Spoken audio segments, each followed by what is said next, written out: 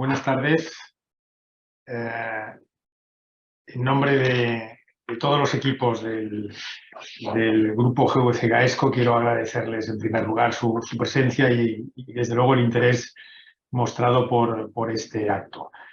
Como cada año, por estas fechas, queremos trasladarles nuestra visión de tres, en este caso, de tres cuestiones claves. Por un lado, nuestra visión de la macroeconomía, que va a estar a cargo de Marisa Mazo, que es nuestra subdirectora de Estrategia y Análisis.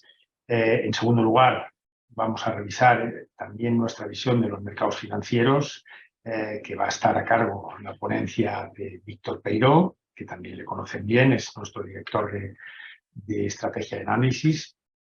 Y en último lugar, vamos a revisar con Jaume Puig, que es el CEO y CIO de nuestro grupo de gestión de activos, de nuestra sociedad gestora de instituciones de inversión colectiva, la estrategia de inversión para las instituciones que gestionamos. Como muchas veces repito, tenemos analistas y gestores en el lado de las instituciones de inversión colectiva, tenemos analistas y gestores trabajando desde la perspectiva de la gestión de patrimonios de las personas y tenemos analistas también trabajando desde la perspectiva de las instituciones financieras que son inversoras y participantes en los mercados financieros, y eso lo van a ver ustedes y lo están viendo repetidamente y es parte del éxito del grupo. Nos enriquece enormemente esa visión y ese poder ver la realidad y las previsiones desde distintos ángulos y desde la perspectiva de distintos actores en los mercados financieros. Salimos de un año 22 que ha sido tremendamente complicado. Por sintetizarlo de alguna forma, se ha dado un ajuste de un calibre enorme en la riqueza financiera de las personas y de las familias. El impacto de la inflación unido a los ajustes, a las caídas en la valoración de toda clase de activos, renta variable y renta fija, han provocado un ajuste, vuelvo a repetir, sin parangón en los últimos años, muchos años. A la vez, y un día que hemos sufrido, sobre todo del verano hacia aquí, pues digamos unos tremendos malos augurios. Pocas veces en mi experiencia profesional he visto cómo se extendía un consenso tal sobre la fecha, la hora y el día y la hora en que la recesión global se iba a volcar sobre nosotros, ¿no? Las políticas monetarias agresivas, las rígidas, perdón, la inflación, la energía, la guerra de Ucrania, pues han sido lo que nos ha llevado. Finalmente esa recesión no se ha dado y yo creo que hay una reflexión que podemos sacar todos en torno a ello y básicamente es un poco la capacidad diría de reacción que han tenido las empresas, que ha tenido la sociedad, que han tenido las familias también en adaptarse a una nueva situación. Las empresas especialmente tienen muy claro que los planes estratégicos a largo plazo hay que sustituirlos por planes de actuación inmediatos y eso ha llevado a ajustes que nos han situado, yo diría, en un sistema que ha demostrado ser tremendamente resiliente, que nos sitúa a las puertas del año 23 en una situación, yo creo, de mucha más normalidad. Yo creo que atisbamos claras tendencias de inversión para este año que viene y sin adelantar nada creo que podemos ser razonablemente optimistas, desde luego ver parámetros de actuación en los mercados mucho más razonables, ¿no? Pero de todo ello van a hablar nuestros expertos y yo creo que les van a dar una visión y un marco de actuación que ya al final es parte de nuestro trabajo, sobre todo promover y proponer argumentos sólidos con los cuales puedan tomar decisiones de inversión en este próximo año. Los slots son de 20 minutos, me voy a permitir avisar a los ponentes cuando se cumpla ese tiempo para al final de las intervenciones tener un tiempo de preguntas que pueden ir formulando ya en el dispositivo que Zoom tiene al efecto. Creo que hay una pregunta ya. y por tanto yo sintetizaría al final las preguntas para los ponentes. Por tanto, otra vez les quiero agradecer su presencia, su interés en nombre de todos los que formamos el grupo Geometría ESCO. Y por favor, Marisa, tienes la palabra en primer lugar. Perfecto. Bueno, yo soy la encargada de contarles a todos ustedes qué perspectivas tenemos para el año 2023 desde el punto de vista macroeconómico. Y el primer mensaje que les quiero hacer llegar es que creo que vamos a ir de menos a más. Así como el año 22 ha sido de más a menos, esto se verá invertido a lo largo de este ejercicio. ¿De qué les voy a hablar a lo largo de esta ponencia? De los 3 temas que yo creo que son claves para este año y que también lo fueron en el 22. Crecimiento económico, inflación y política monetaria. No hablaré de otros temas importantes como puede ser el déficit público, deuda pública. Eso lo dejamos para el año 24. Este año yo creo que por el momento tenemos estos 3 temas con los que lidiar. Bueno, estaba comentando que íbamos a hablar de este crecimiento económico, si por fin habíamos controlado o no la inflación, y sobre política monetaria, cuándo se producirá ese techo, dónde estará el nivel a medio plazo de lo que podíamos denominar neutralidad, y luego dejaré abierto cuál será el impacto del fin del QE en las rentabilidades de los bonos. El año 2022 realmente ha sido el año que podemos llamar del olvido, no solamente en tema de mercados económicos, en mercados financieros, donde hemos visto que por primera vez en muchos años descendían los precios tanto de la renta fija como de la renta variable, sino también en cuanto a revisiones bajistas del PIB, revisiones alcistas de la inflación y revisiones alcistas de lo que son los tipos de intervención de los bancos centrales. ¿Cuánto ha sido y en qué importe? Pues la verdad es que ha sido muy relevante. Realmente los crecimientos económicos se han revisado tanto para el año 22 como 23 en más de 2 puntos porcentuales. Normalmente se suele decir que el decimal es el punto que varían los macroeconomistas y esta vez hemos visto revisiones a la baja entre finales del año 21 y la actualidad de más de 2 puntos porcentuales, lideradas por los países occidentales, tanto Estados Unidos como la eurozona. También hemos visto unas revisiones al alza muy importantes de la inflación, fenómeno que en los países occidentales no teníamos desde hace más de 30 años, con revisiones en la americana de 4 puntos porcentuales, de cerca de 6 puntos porcentuales la europea, esto para el año 22 y también para el año 23. Y por último empezamos el ejercicio pensando que si había una subida de tipos de interés iba a ser suavecita y hemos acabado el año con subidas de tipos de interés de cerca de 4 puntos porcentuales en Estados Unidos. Donde menos sorpresa hemos tenido, como no puede ser de otra manera, es en los países emergentes, donde ya están acostumbrados a lidiar con inflación, no tanto los países occidentales, y ahí, aunque ya había previsiones de alza, no ha habido que revisarlo tanto en nuestro input, en nuestro escenario macroeconómico. Partiendo de este escenario o de lo que ha pasado en el año 22, tenemos que preguntarnos cuáles han sido las causas. Las hemos agrupado en 2 grandes grupos. El primero, un cisne negro. El cisne negro fue la guerra de Ucrania. Esta guerra agudizó, por un lado, los problemas energéticos. Todo el mundo es consciente de la dependencia del gas ruso en los países occidentales, los países de la eurozona, fundamentalmente Alemania. También supimos de la dependencia de los productos alimenticios básicos de lo que éramos tanto Europa occidental como muchos países del tercer mundo, de la soja, el trigo, etcétera, de Ucrania. Y luego, por último, ha habido desvío de recursos hacia la defensa, lo cual todos estos factores contribuyen primero a más inflación y segundo a menos crecimiento. Y en segundo lugar, había una serie de problemas preexistentes. El primero, los cuellos de botella. Empezamos a hablar de ellos cuando acabó la pandemia, o cuando estábamos a mitad de pandemia, mejor dicho, y se han prolongado durante todo el ejercicio 21 y 22.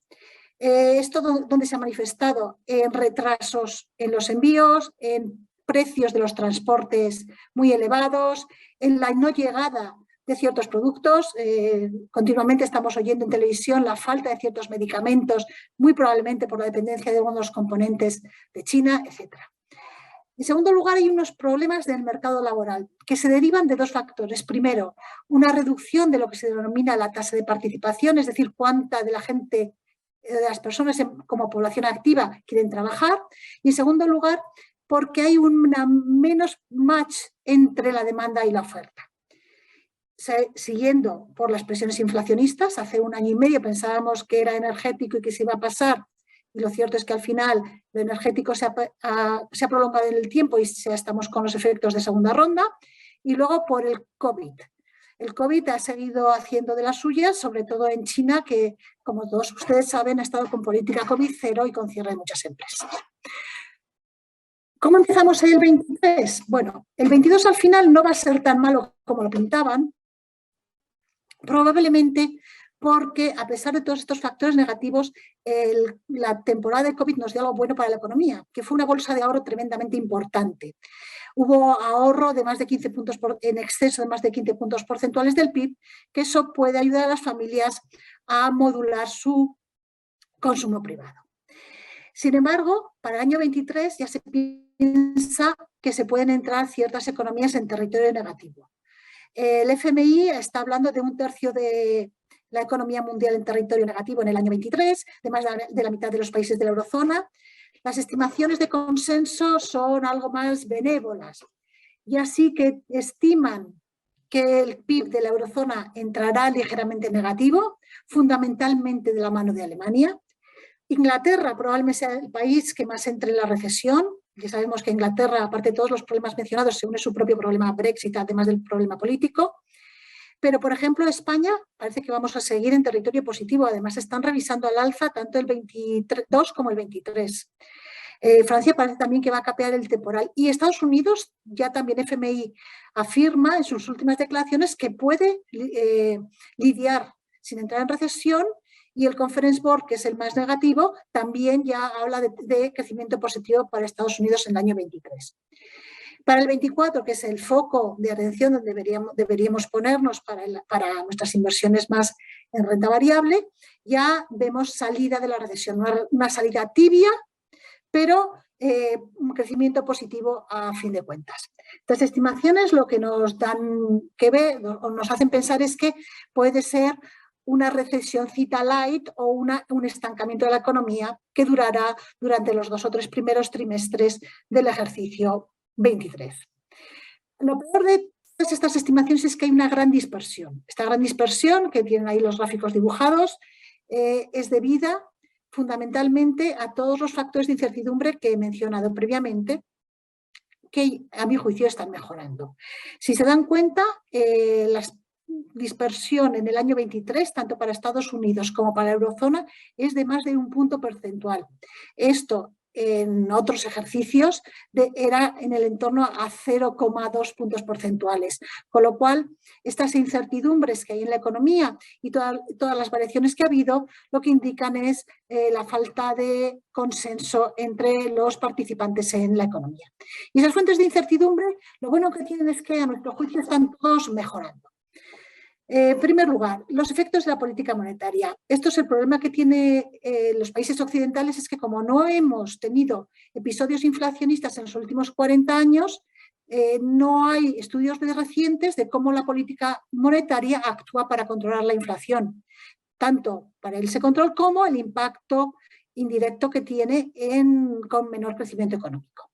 La inflación, ya estamos viendo que en Estados Unidos ya está bajándose la inflación general. También ha empezado a bajar ya la subyacente. En Europa la subyacente todavía se nos resiste, pero la inflación general ha empezado a disminuir. Las disrupciones en las cadenas de producción están minorándose. Las tensiones políticas, aunque seguimos con la guerra en Ucrania, solo como ejemplo les diré que ya no ocupa la portada todos los días, con lo cual eso significa que esta tensión se está diluyendo. Por último, el tema chino. Ya parece que van a eliminar la política COVID-0 y todavía es incierto cómo va a acabar la crisis de su sector inmobiliario. El tema energético, ya estamos viendo cómo están bajando los precios de tanto el gas natural como el petróleo, con lo cual esto se está filtrando ya al IPC general. Y también estamos viendo cómo los alimentos ya están bajando de precio. Esto ya en lo que son alimentos no elaborados ya se ha visto en la eurozona cómo está empezando a caer, no así en los alimentos elaborados. Y por último están los problemas del mercado laboral, que estos esperamos se vayan resolviendo en los próximos trimestres. La inflación realmente es un problema para los países desarrollados. Primero, los países emergentes están acostumbrados a lidiar con la inflación. China y Japón no se ven unas tensiones inflacionistas relevantes, con lo cual donde estamos viendo inflación, que además no hemos tenido que lidiar con ella, es fundamentalmente en Estados Unidos, países de la eurozona y otros países desarrollados fuera de estos ámbitos como Canadá o Australia. La verdad es que hemos llegado a unos picos súper altos, 8% de media en Estados Unidos en el año 22, 8,4% para la eurozona, y para el 23 se espera, primero, que en Estados Unidos ya baje de media hasta el 3,9%, que la eurozona solo baje al 6%. Hay que tener en cuenta que la eurozona ha ido más retrasado en hacer sus deberes. Y que lleguemos de media en el 24 al entorno del 2,5% de inflación en ambas zonas, lo que igual significará que llegaremos al 2 objetivo en el entorno de finales del 24, principios del 25. La verdad que si cumplimos estas estimaciones, habremos tardado en controlar la inflación en torno a 18 meses, lo cual no está nada mal. Hay que ver una gran diferencia entre las inflaciones de Estados Unidos y la eurozona. Ya les he dicho que desde junio, que llegó a máximo Estados Unidos, la inflación ha corregido más de 3 puntos porcentuales. Esto es todo debido a la caída del precio energético. La inflación subyacente está empezando ya a ceder de la mano de lo que son los bienes excluyendo energía. Les voy a poner un ejemplo. Los coches de segunda mano, que el año pasado subían un 45%, el último dato es una caída como del -8%, con lo cual todo esto está influyendo en los precios de Estados Unidos. En Europa es distinta la composición. Nuestra inflación es toda, o el 60%, derivada de alimentación y energía. Además, aunque ya hemos visto cómo la energía cedía, también cedían los alimentos no elaborados, es decir, la materia prima ya lleva cediendo 2 meses, pero todavía siguen alcistas los alimentos elaborados, y lo que se está viendo ahora son los efectos de segunda ronda, con subida muy importante por ejemplo, en servicios excluyendo energía e incluso en los bienes sin energía.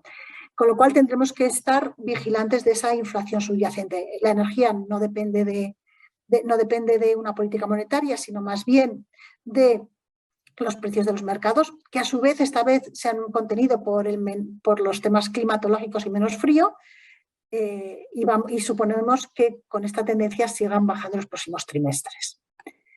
En Estados Unidos, como ya he comentado, y se ve muy bien en la curva de la izquierda, lo que ven ustedes es una caída muy profunda del IPC general y también un inicio de caída del IPC subyacente, con lo cual, con un máximo inferior al europeo, para el año que viene sí que podemos encontrar de media en torno al 4%. La inflación en la eurozona, que es el gráfico del medio, ha subido hasta más de un 10% en octubre máximo y ha empezado ya a ceder. No así la inflación subyacente, que sigue subiendo, marcando un 5,2 máximo histórico en la eurozona. Y por último, las estimaciones que les he comentado, lo que apuntan es llegar a un nivel en torno al 2,5 a principios del año 24 para acabar en el torno del 2 a finales del 24, cosa que pensamos que podría ser plausible. El último punto que nos queda son los tipos de intervención. Sirva este cuadro para ver cómo la subida de tipos de interés ha sido generalizada en todos los países, desarrollados o no desarrollados. Los países emergentes fueron los líderes en subir tipos de interés ya en el año 21, con Brasil, Polonia a la cabeza, y un pequeño paso de un país desarrollado, Reino Unido, que ya subió en 21, y ha sido en el año 22 donde todos países desarrollados y emergentes han subido tipos de interés, con la salvedad de Japón. Y la verdad es que la subida ha sido absolutamente importante. Chile ha subido como 10 puntos porcentuales, Polonia 6, Europa ya estamos en el 2,5, 2 puntos y medio, Estados Unidos ha subido 4,25 puntos. esto ha sido, la verdad, uno de los mayores o más rápidos movimientos de tipos de interés que hemos visto en los últimos 30 años en mercados financieros. ¿Y qué pensamos que va a pasar? Bueno, en diciembre se cumplió guión, una ralentización de las subidas, solo se subió 50 puntos básicos tanto en Estados Unidos como en Reino Unido como en la eurozona. Lo que nosotros pensamos que queda pendiente para lo que queda de año o para los próximos 2 trimestres es entre 50 y 75 puntos básicos. Nos inclinaríamos más a 50 en Estados Unidos y 75 en la eurozona. Y esperamos que las bajadas comiencen en el año 24. El mercado es un poquito más benévolo con las bajadas que nosotros, sobre todo en Estados Unidos, porque piensa que se subirá un 5% a lo largo de los próximos trimestres, pero a final de año se volverá al 4,5%, justamente en el cuarto trimestre del ejercicio 23. Nosotros esperamos que la bajada se produzca ya en el año 24. La eurozona, que es el Banco Central Europeo, que está teniendo un discurso bastante demoledor en cuanto a inflación y subida de tipos, parece que haciendo de malo en estos momentos, está hablando de unas subidas muy importantes durante mucho tiempo, aunque no creemos que vaya a ser una subida tan elevada como la que se podía deducir de sus palabras. Estamos hablando de 50 a 75 puntos básicos después de haber subido 2,5 puntos, y pensamos que sí que empezará a bajar a partir del año de principios del año 2024, una vez ya se confirme el control total de la inflación. ¿Qué piensan los mercados? Hemos dibujado aquí tanto los futuros de los Fed Funds como los futuros del Euribor, y más o menos coinciden con las estimaciones de consenso, que es decir, que empezarán a bajar los tipos de interés a finales del 23 en Estados Unidos y a principios del 24 en la eurozona. Aquí lo curioso es ver los movimientos que tuvimos el año pasado y también cuál es el tipo final, porque parece que el 2,5% en el que está ahora el tipo de intervención del Banco Central Europeo sea una cifra tremendamente elevada. Sin embargo, los futuros del Euribor 3 meses descuentan ese 2,5% como un tipo de interés o de estabilidad a largo plazo. Los que llevamos muchos años en mercados nos acordamos de los 10, 12, 16 y el 0% nos parecía una cosa extrañísima. Aquí, con lo difícil que es estimar esta cifra, sí que parece que por el momento el mercado no piensa en una vuelta al 0%, lo cual sería muy beneficioso para sectores como el sector bancario, del que luego ya hablará Víctor. Aquí y ya esto es para la reflexión. ¿Cómo están las curvas de tipos de interés? Sí, como ven ustedes, las curvas están invertidas. 2 años de la eurozona está en el entorno del 2,75, esto es el bono alemán, mientras que el 10 años está como al 2,1. En Estados Unidos el 2 años está en el 4 y pico y el 10 años en el 3,5. ¿Por qué les dibujo estas curvas? Porque curvas negativas o de pendiente negativa, es decir, el diferencial entre el 10 años y el 2 años negativo, históricamente ha precedido recesiones o ralentizaciones económicas. Ahí les he dibujado desde el año 62 hasta la actualidad las diferentes crisis económicas en Estados Unidos, junto con la evolución de la pendiente de la curva, ese diferencial entre 10 años y 2 años. Y realmente siempre que hemos estado en territorio negativo en cuanto a curva de tipos, al final ha acabado habiendo recesiones de mayor o menor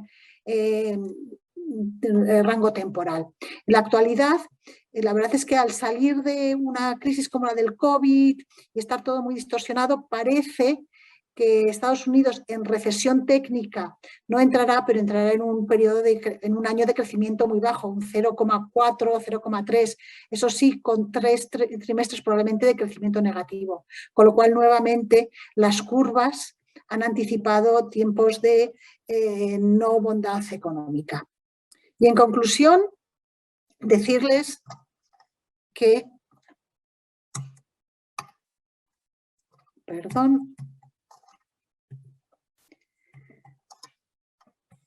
aquí, que probablemente entremos en recesión, más probablemente en la eurozona en su conjunto que Estados Unidos. Los peores datos los veremos en el primer semestre. Tendremos una tibia recuperación en el 24. Que Estados Unidos va por delante de la eurozona en el control. Que la política monetaria es muy útil cuando es contractiva en inflaciones de demanda como la americana, de ahí los datos que estamos viendo.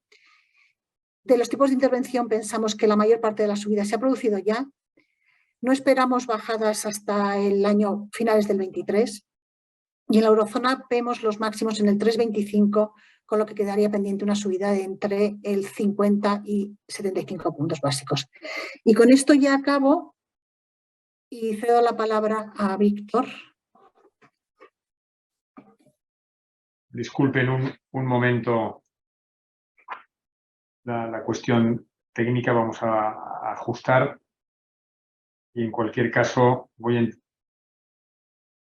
vamos a esperar a que Víctor se vuelva a conectar. Y si no fuera así, pasaríamos a la ponencia de Jaume.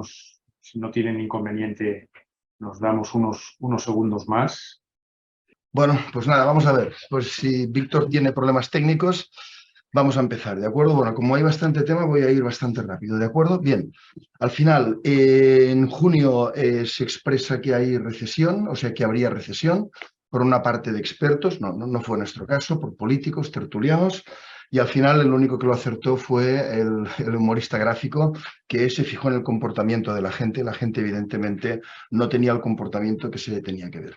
El gran defecto de los expertos aquí, ha habido muchos, pero al considerar que venía una recesión en septiembre, lo más importante ha sido que pensar, o sea, no introducir el factor pospandémico y utilizar los caducos, digamos, modelos econométricos de los últimos años. Bien, entonces vamos por partes. Al final, ¿qué ha pasado en este año? Bueno, han subido los tipos de interés. Nosotros estábamos rezando para que ello ocurriera. Hace un año se lo dijimos, ¿no? Esperábamos inflación y tipos arriba.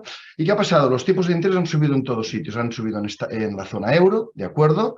Y han subido los cortos, un 2,5, han subido los largos y han subido los hipotecarios, ¿de acuerdo? Bien. Y en Estados Unidos ha ocurrido lo mismo, ¿no? Ahora, aquí hay dos consideraciones que hacer. La primera cuestión es si esto es una subida de tipos o es una normalización de tipos. Pueden ver que los tipos más normales es más normal, un 2,5 que un 0%. Con lo cual esto es normalización de tipos. Y sin esto no se entiende mucho de lo que ha pasado. Y después una pregunta que intentaré respondérsela más tarde, ¿qué es más importante? ¿Qué son más importantes? ¿Los tipos oficiales o los tipos hipotecarios? ¿No? Y verán la gran trascendencia de los hipotecarios. ¿Qué esperamos para este año que viene? Que sigan subiendo. Los cortos, esperamos una subida de un punto más, 2,5 a 3,5, Estados Unidos puede llegar a 5, 5,25, y el gran tema están los largos, que esperamos que también sigan subiendo durante este año, ¿de acuerdo? Y el hipotecario lo vamos a comentar. Bien, ¿qué pasa cuando los tipos de interés suben? La renta fija se hunde. Este ha sido el año horrible para la renta fija, ¿de acuerdo? Todas las carteras de renta fija han tenido pérdidas muy importantes, sin excepción. Además, se empieza a perder desde el primer momento en que se suben los tipos de interés, y con lo cual han tenido pérdidas. ¿Quién ha perdido más? El que tenía deuda a más largo plazo. Aquí les pongo el ejemplo del bono de la República de Austria. Se emite en junio del año 20, hace 2 años y medio, a 100, pagaba un 0,85 de cupón. Esto lo compraría, aparte de instituciones financieras que lo compran por sistema, pues aquellos inversores que pensaran que los tipos negativos durarían de por vida. ¿Y qué ha pasado? Pues al normalizarse, o estamos en media normalización de los tipos, este precio se ha hundido y quien compró este bono hace 2 años y medio ha perdido un 60% en renta fija de un emisor tan bueno como República de Austria, que tiene un rating más alto que el nuestro. Sí, en renta fija no ha habido piedad, y menos piedad cuanto más largo ha sido. Ahora, la renta variable ha aguantado muy bien. Aquí tenemos el comportamiento de las bolsas desde 31 de diciembre hasta hoy, ¿no? Entonces es curioso, bueno, aquí hemos puesto 2, Eurostoxx y IBEX 35, y claro, ¿qué vemos? Bueno, pues que estamos ahora, día 17, estamos donde estábamos antes de que ocurriera el 22. Luego las bolsas lo han notado muy poco. Han tenido 3 achuchones durante el año, el primero el de la guerra, que es cierta, el segundo este que comentábamos de junio, de miedo a una recesión, que no ha pasado, que acuérdense que tenía que pasar en septiembre, y el tercero, una inflación alta duradera, que es lo que pasó un poco en el mes de septiembre. No sé si va a ser duradera o no. Pero al final, ¿qué ha pasado? Bueno, se ha recuperado todo, estamos donde estábamos antes de finales del año 21, y entonces es muy curioso, ha caído por los tres motivos, pero solo ha subido por un motivo, un trimestre tras otro, los resultados empresariales. Todos los trimestres los resultados empresariales han sido muy buenos. Entonces, cada vez que se han presentado resultados, las bolsas han subido. Y entonces alguien dice, pero ¿es correcto que las bolsas, o sea, los tipos de interés han subido, la renta fija se ha hundido y las bolsas han mantenido precio a pesar de esos tres achuchones, pero hoy mantienen precio? Sí. ¿Por qué? Porque la renta fija cae desde el primer minuto que sube, digamos, los tipos de interés, pero para que caiga la renta variable no es suficiente que suban los tipos de interés. Hasta la normalización de un 0 a un 3,5 las bolsas no tienen por qué caer. Ahora, no es lo mismo que fueran del 3,5 al 7%, entonces sí que estaría justificado. Pero al final, con estos achuchones, pues el mercado ha hecho lo correcto, ¿no? Lo cual ha dado tres grandes oportunidades de compra durante el año que espero que ustedes hayan aprovechado. Vamos al tema un poco, ¿cómo estamos? Bueno, bien. El Fondo Monetario Internacional dice que este año 22 hemos crecido un 3,2, no está nada mal, y que este año vamos a crecer un 2,7. Hay algo de efecto de la subida de tipos de interés, pero poca. Por supuesto, si la subida de tipos de interés hubiera sido del 3,5 al 7%, entonces el impacto hubiera sido menos.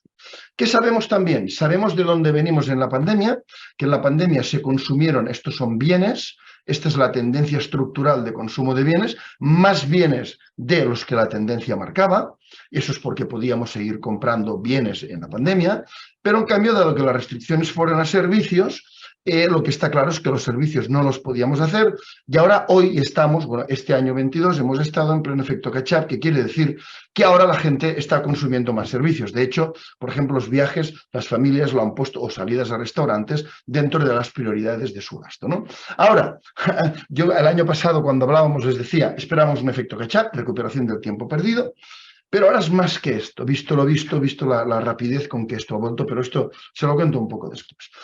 Los beneficios empresariales han sido espectaculares, todos los trimestres que tienen segundo y tercero se han superado las ventas previstas, se han superado los beneficios previstos en Estados Unidos, en Europa, y además llama mucho la atención que en casi la totalidad de los sectores de actividad, ¿no? Y entonces esto lo que hace es que las empresas que han tenido unos aumentos de costes fuertes han defendido muy bien el margen empresarial. Ha sido una lección. Las empresas han dado un maestrazgo de buena gestión empresarial.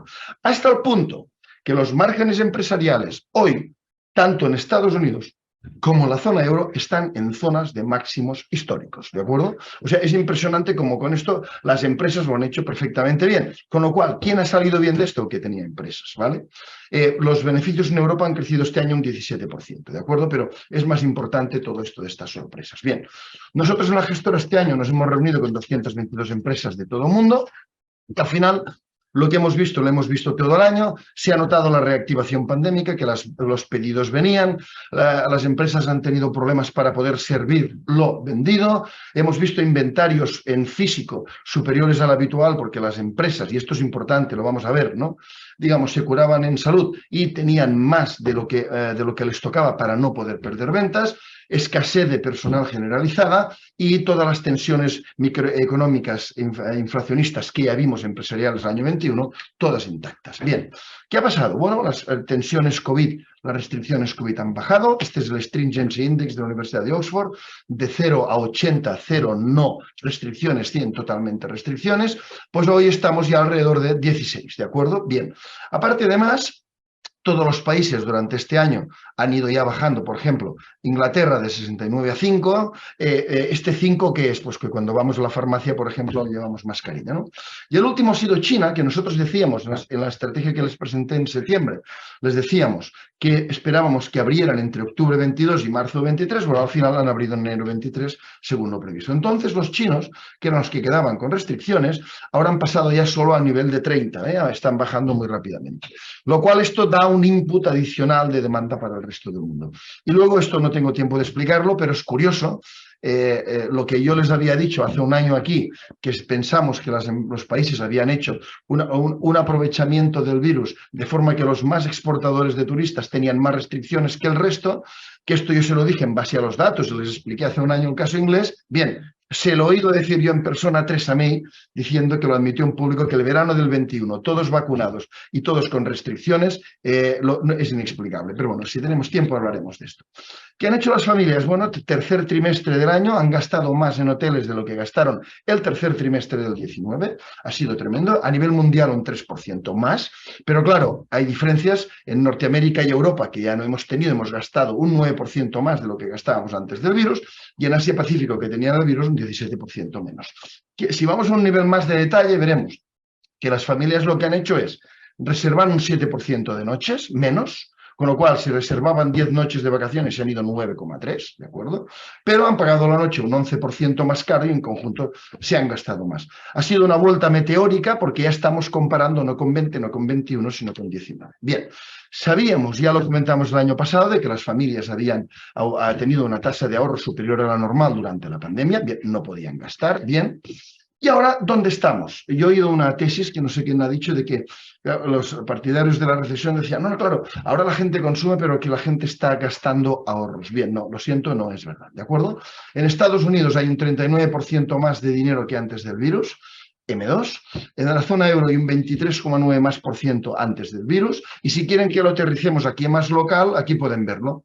En depósitos a la vista y a plazo de las familias españolas, fuente Banco de España, las familias ahorraron aquí 65.000 millones en el 20, 42.000 millones en el 21 y han ahorrado hasta septiembre 22 31.000 millones más. Luego, ¿qué estamos viendo? Hay consumo, es evidente que hay consumo, solo tienen que verlo porque, por ejemplo, el Estado, la máxima recaudación fiscal de su historia, con mucha diferencia, la ha hecho este año, ¿de acuerdo? Entonces, ¿cómo es que hay consumo y además el ahorro sigue subiendo? Bien, la clave está aquí y es un tema mundial, no es un tema nuestro. Las tasas de paro, aquí tienen gráficos desde 1979 hasta ahora, están en mínimos históricos. Esta es la tasa de paro en Estados Unidos, 3,5, esto en la zona euro, 6,5, la mínima que ha habido nunca, y en el conjunto de países avanzados, datos del Fondo Monetario Internacional, estamos en el 4,5, cuando siempre estamos normalmente entre un 6 y un 8. Si quieren ver cuáles son los países avanzados, ahí tienen la lista y lo pueden ver. De hecho, el mercado laboral está tan fuerte que hay datos que nos remiten a los 60. Aquí tienen en Estados Unidos, el día que alguien se queda sin trabajo, cuántos trabajos nuevos salen ese mismo día. Y estamos ahora en 1,7. Es decir, por cada persona que un día se queda sin trabajo, ese mismo instante se publican 1,7 trabajos que buscan gente. Esto no había estado tan alto desde los años 60. Aquí lo tienen, ¿no? Con lo cual, ¿por qué la economía está fuerte? Pues porque la gente trabaja y la gente gasta. Es más importante para el gasto, digamos, más que el ahorro que tienes, lo más importante es que sigas trabajando. Ya han visto, en España nunca había habido tanta gente trabajando y esto está ocurriendo en el conjunto de países desarrollados. Con lo cual, ese tenemos el tema. ¿Qué pasa con la inflación? Les habíamos dicho el año pasado que esperábamos inflación fuerte. La presentación se tituló De Omicron a inflación y que se estabilizaría en el segundo semestre del año. Bien, al final, ¿qué ha pasado? La inflación ha subido fuerte y ha empezado a bajar y va a bajar más, ¿de acuerdo? ¿Hasta dónde va a bajar más? Bueno, vamos a verlo. De entrada, ¿qué sabemos? Bueno, aquí tenemos los máximos de inflación. Ha habido países como Estados Unidos, Canadá o España, que el máximo ha sido a mitad de año, junio, julio de este año. Y en la zona euro, básicamente en Europa, el máximo ha sido más hacia los meses de octubre. Al final, aquí tienen el IPC máximo, el IPC último y ven cómo hay un descenso generalizado en todos, ¿no? Entonces, ¿por qué sabemos que va a caer más la inflación? Punto número uno, el efecto base, es fácil. Cuando comparemos los 80 de precio del petróleo con los 120, 130 que alcanzó tras la guerra en febrero, pues es evidente que va a bajar. Acciones presupuestarias se han hecho muchas para hacer bajar la inflación. Y luego aquí tienen los break-even inflation rates, que esto lo cotiza el mercado y dice que durante los próximos 5 años la media de inflación va a ser en Inglaterra un 3,2, en Alemania un 3,1, en Estados Unidos un 2,2. Bien, salvado esto que es fácil, vamos a los 4 motivos más importantes para el descenso de la inflación. Y estos 4 motivos los vamos a ver con más detalle. Primero, descenso de materias primas. Bien, este es el índice CRB, índice de materias primas. La gran subida de materias primas viene por el virus. Luego, la irrupción de la guerra generó un 11% más de subida. Y luego, los máximos fueron en abril, pero desde abril que los precios de las materias primas están cayendo, como las empresas saben perfectamente. Toda la subida de materias primas de la guerra se ha perdido. Y de hecho, los precios de las materias primas en diciembre han sido inferiores a los de diciembre del año pasado. Luego, punto número 1, caída de materias primas. Bien, nosotros cada año decimos hacemos unos cálculos y decimos cuál es el nivel del precio del petróleo, digamos, máximo que el mundo puede aguantar. Este año nos dio, hace un año, 107,4. Bien, ¿qué es esta línea de aquí? ¿Qué ha pasado? El precio del petróleo con la guerra puntualmente lo superó, pero la media, que es esta de aquí, no lo ha llegado a superar en ningún momento. Con lo cual, al final, ¿qué ha pasado? Que el precio del petróleo no ha llegado la sangre al río, ¿de acuerdo? Ahora bien, las petroleras, dado que fijaros aquí, fíjense que aquí como esto lo ha rozado, han hecho un año fantástico en beneficios. Aramco, la empresa más grande del mundo, que luego les contaré otra cosa, este año ha ganado 164.000 millones y puede comprar a medio IBEX solo con lo que ha ganado un año. ¿Qué esperamos para el precio del petróleo este año? Primero, no debería bajar de 70, porque ahí muchos presupuestos de los países productores de petróleo empiezan a no poderse cumplir y hemos calculado el nuevo límite que el mundo puede aguantar para este año que viene, 23, y nos sale 114,5. El petróleo, bueno, que sepan, el máximo barril de petróleos consumidos en toda la historia va a ser el 23, 101,6 millones de barriles diarios, y se prevé que el consumo de petróleo siga subiendo hasta hacer un máximo de todos los tiempos en el año 2030 y después bajar, aunque muy lentamente. Bien, vamos al tema del gas, ¿de acuerdo? Porque en petróleo, el petróleo que Rusia llegaba a Europa se ha cambiado, la mitad por Estados Unidos y la mitad se ha cambiado por el Oriente Medio. Ahora vamos al gas, que es lo más importante. Y el tema es, bueno, que el gran error de Putin, que seguramente van a abrir los libros dentro de unos años, es que Putin, si quería hacer daño a Occidente, si esta fuera su intención, no tenía que haber empezado después de la guerra, después del invierno, sino a principios del invierno. Porque si esto empieza la guerra en septiembre y cierra el gas, las empresas en Europa tienen que cerrar. ¿Qué pasa? Como empezó a finales de febrero, a las empresas las reservas de gas están en máximos, ¿de acuerdo? En Europa no falta gas. ¿Y de dónde hemos sacado el gas? De Noruega. Todo han funcionado a tutiplén los gasoductos. De Estados Unidos, que han tenido un beneficio espectacular, comprado el gas ahí, licuado, llevado a Europa una vez, llevado aquí, el precio de venta era el triple, es decir, ha sido espectacular, tan espectacular que ha habido momentos que ahora en Texas el gas ha ido casi a cero, porque todo el mundo produce gas para llevar a Europa y las tuberías se han llenado y al final han tenido que quemarlo en días, ¿no? Y luego Qatar. Qatar tenía un megaplan, hablamos con ellos, para producir mucho gas hasta 2028, un plan ingente, les decían, ¿dónde vais con tanto gas? Pues lo han tenido que adelantar a 2024 para llevarlo. O sea, gas no falta, este no es el tema. Vamos a este punto que es importante. Hay gente que dice, claro, pero la factura energética ha sido muy cara este año, ¿cierto? ¿Por qué? Porque este año en Europa la consigna ha sido vamos a tener gas, ¿de acuerdo? Al precio que sea. Bien, entonces, ¿qué pasa? Este año, si miramos la factura energética de todas las energías que utilizamos en el mundo le habrá costado un 11% del PIB. Es una cifra alta. De hecho, es una cifra alta. Aquí esto ocurrió en los años 70, como pueden ver, también los años 12-13 fueron de facturas altas. Pero el tema es que es un año. Primero, ha pasado solo un año, bien, y veníamos de 6 o 7 años con una factura energética muy baja. Para que esto genere problemas duraderos, tendría que pasar lo que pasó aquí, los años 70, que esto duró 12 años, ¿de acuerdo? Y además pueden ver con el color, pueden ver qué tipo de energía lo ha causado y claramente es este verde de aquí, que es el gas. Con lo cual, es un tema puntual. Y si esto no es duradero en el tiempo, no hay afectación para la economía importante. Bien, subida de tipos de interés, por fin, han hecho acciones concertadas, que por cierto, el Banco Central Europeo no la hizo decididamente hasta septiembre, lo que hizo en julio fue tremendo, fue ridículo. Entonces, ¿qué ha pasado? Ahora estamos 2,5 en la zona euro, 3,5 en Inglaterra y 4,25. Como he dicho antes, esperamos un punto más. Y la curva de tipos pueden verse como ha subido todo, tipos cortos, tipos largos. Bien. Otro tema importante para que la inflación va a seguir bajando es la normalización de inventarios. Les decía antes que las empresas tienen más inventarios de los que tienen normalmente y durante un tiempo han olvidado el just in time. Bien, ¿qué ocurre ahora? Que estamos volviendo al just in time, aunque sea paulatinamente.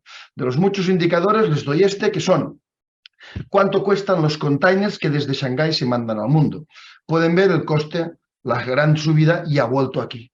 Y si les digo, por ejemplo, que tenemos muy monitorizado de Shanghái a Barcelona, antes del virus valía entre 1.500 y 2.000 dólares el container grande, llegó a 12.000, 13.000 y puntualmente 16.000, y ayer, precio de ayer facilitado por un buen cliente, 2.400, ¿de acuerdo? Con lo cual, lo que les quiero decir, si los containers llegan y ya no tenemos aquellas situaciones que había, las empresas pueden volver a plantearse el volver al just in time. Y esto quiere decir, dejo de comprar durante un tiempo hasta que reduzca y vuelva a los stocks que realmente son los que necesito. Y eso es de inflacionista. Ahora, lo más importante de todo es el tipo hipotecario. Porque los tipos hipotecarios han subido fuerte. Estos son las hipotecas en 30 años en Estados Unidos. Este es el Euribor. En Estados Unidos se han encarecido un 3,2%, en Europa un 3,8%. ¿Por qué es importante? Bien, porque mientras suben los tipos hipotecarios, se compran inmuebles, ¿de acuerdo? ¿Por qué? Para poder, digamos, ajustar o tener el tipo hipotecario fijado. Pero cuando los tipos hipotecarios ya se sitúan en niveles altos, el número de transacciones inmobiliarias cae. Y dicen, bueno, ¿y por qué es importante que la transición esta haya sido rápida y caiga el número de transacciones? Bueno, pues ¿por qué? Porque el housing o el shelter, que llaman los americanos, el inmobiliario, es el concepto más importante del IPC. En Estados Unidos pesa directamente un 32% e indirectamente un 37%. La alimentación pesa solo un 14%. Entonces, ¿qué ocurre? Si tú quieres bajar la inflación, tienes que frenar al inmobiliario. Y el inmobiliario, con estas medidas, se está frenando. Ayer salieron por primera vez datos de Alemania, que por primera vez en muchos años el precio de los inmuebles ha caído. Y en Estados Unidos es directísimo. Aquí tienen los contratos de arras, cómo se han hundido, ¿de acuerdo? Y aquí tienen ya las compraventas firmadas, cómo se han hundido, y pueden ver aquí el tipo hipotecario a 30 años, la inversa. La relación es total. El objetivo es enfriar al inmobiliario si hay que parar la inflación. ¿Cómo lo sabemos? En Japón, que tiene una inflación del 3,8, que probablemente les llegue al 4 en unos días, tienen la divisa baja, tienen que importar energía, y porque ellos solo tienen inflación del 3 y no han llegado al 10, porque su inmobiliario está, digamos, bajo control. Con lo cual, muy importante. Entonces, el tema es, ¿qué esperamos ahora? Bueno, máximos de inflación en 22, máximos de inflación en 23, y esperamos que en la zona euro los tipos con la subida no superen el 3,5, que el 3,5 son buenos tipos. Históricamente, con una inflación del 3, las bolsas lo han hecho muy bien, ¿de acuerdo? ¿Por qué?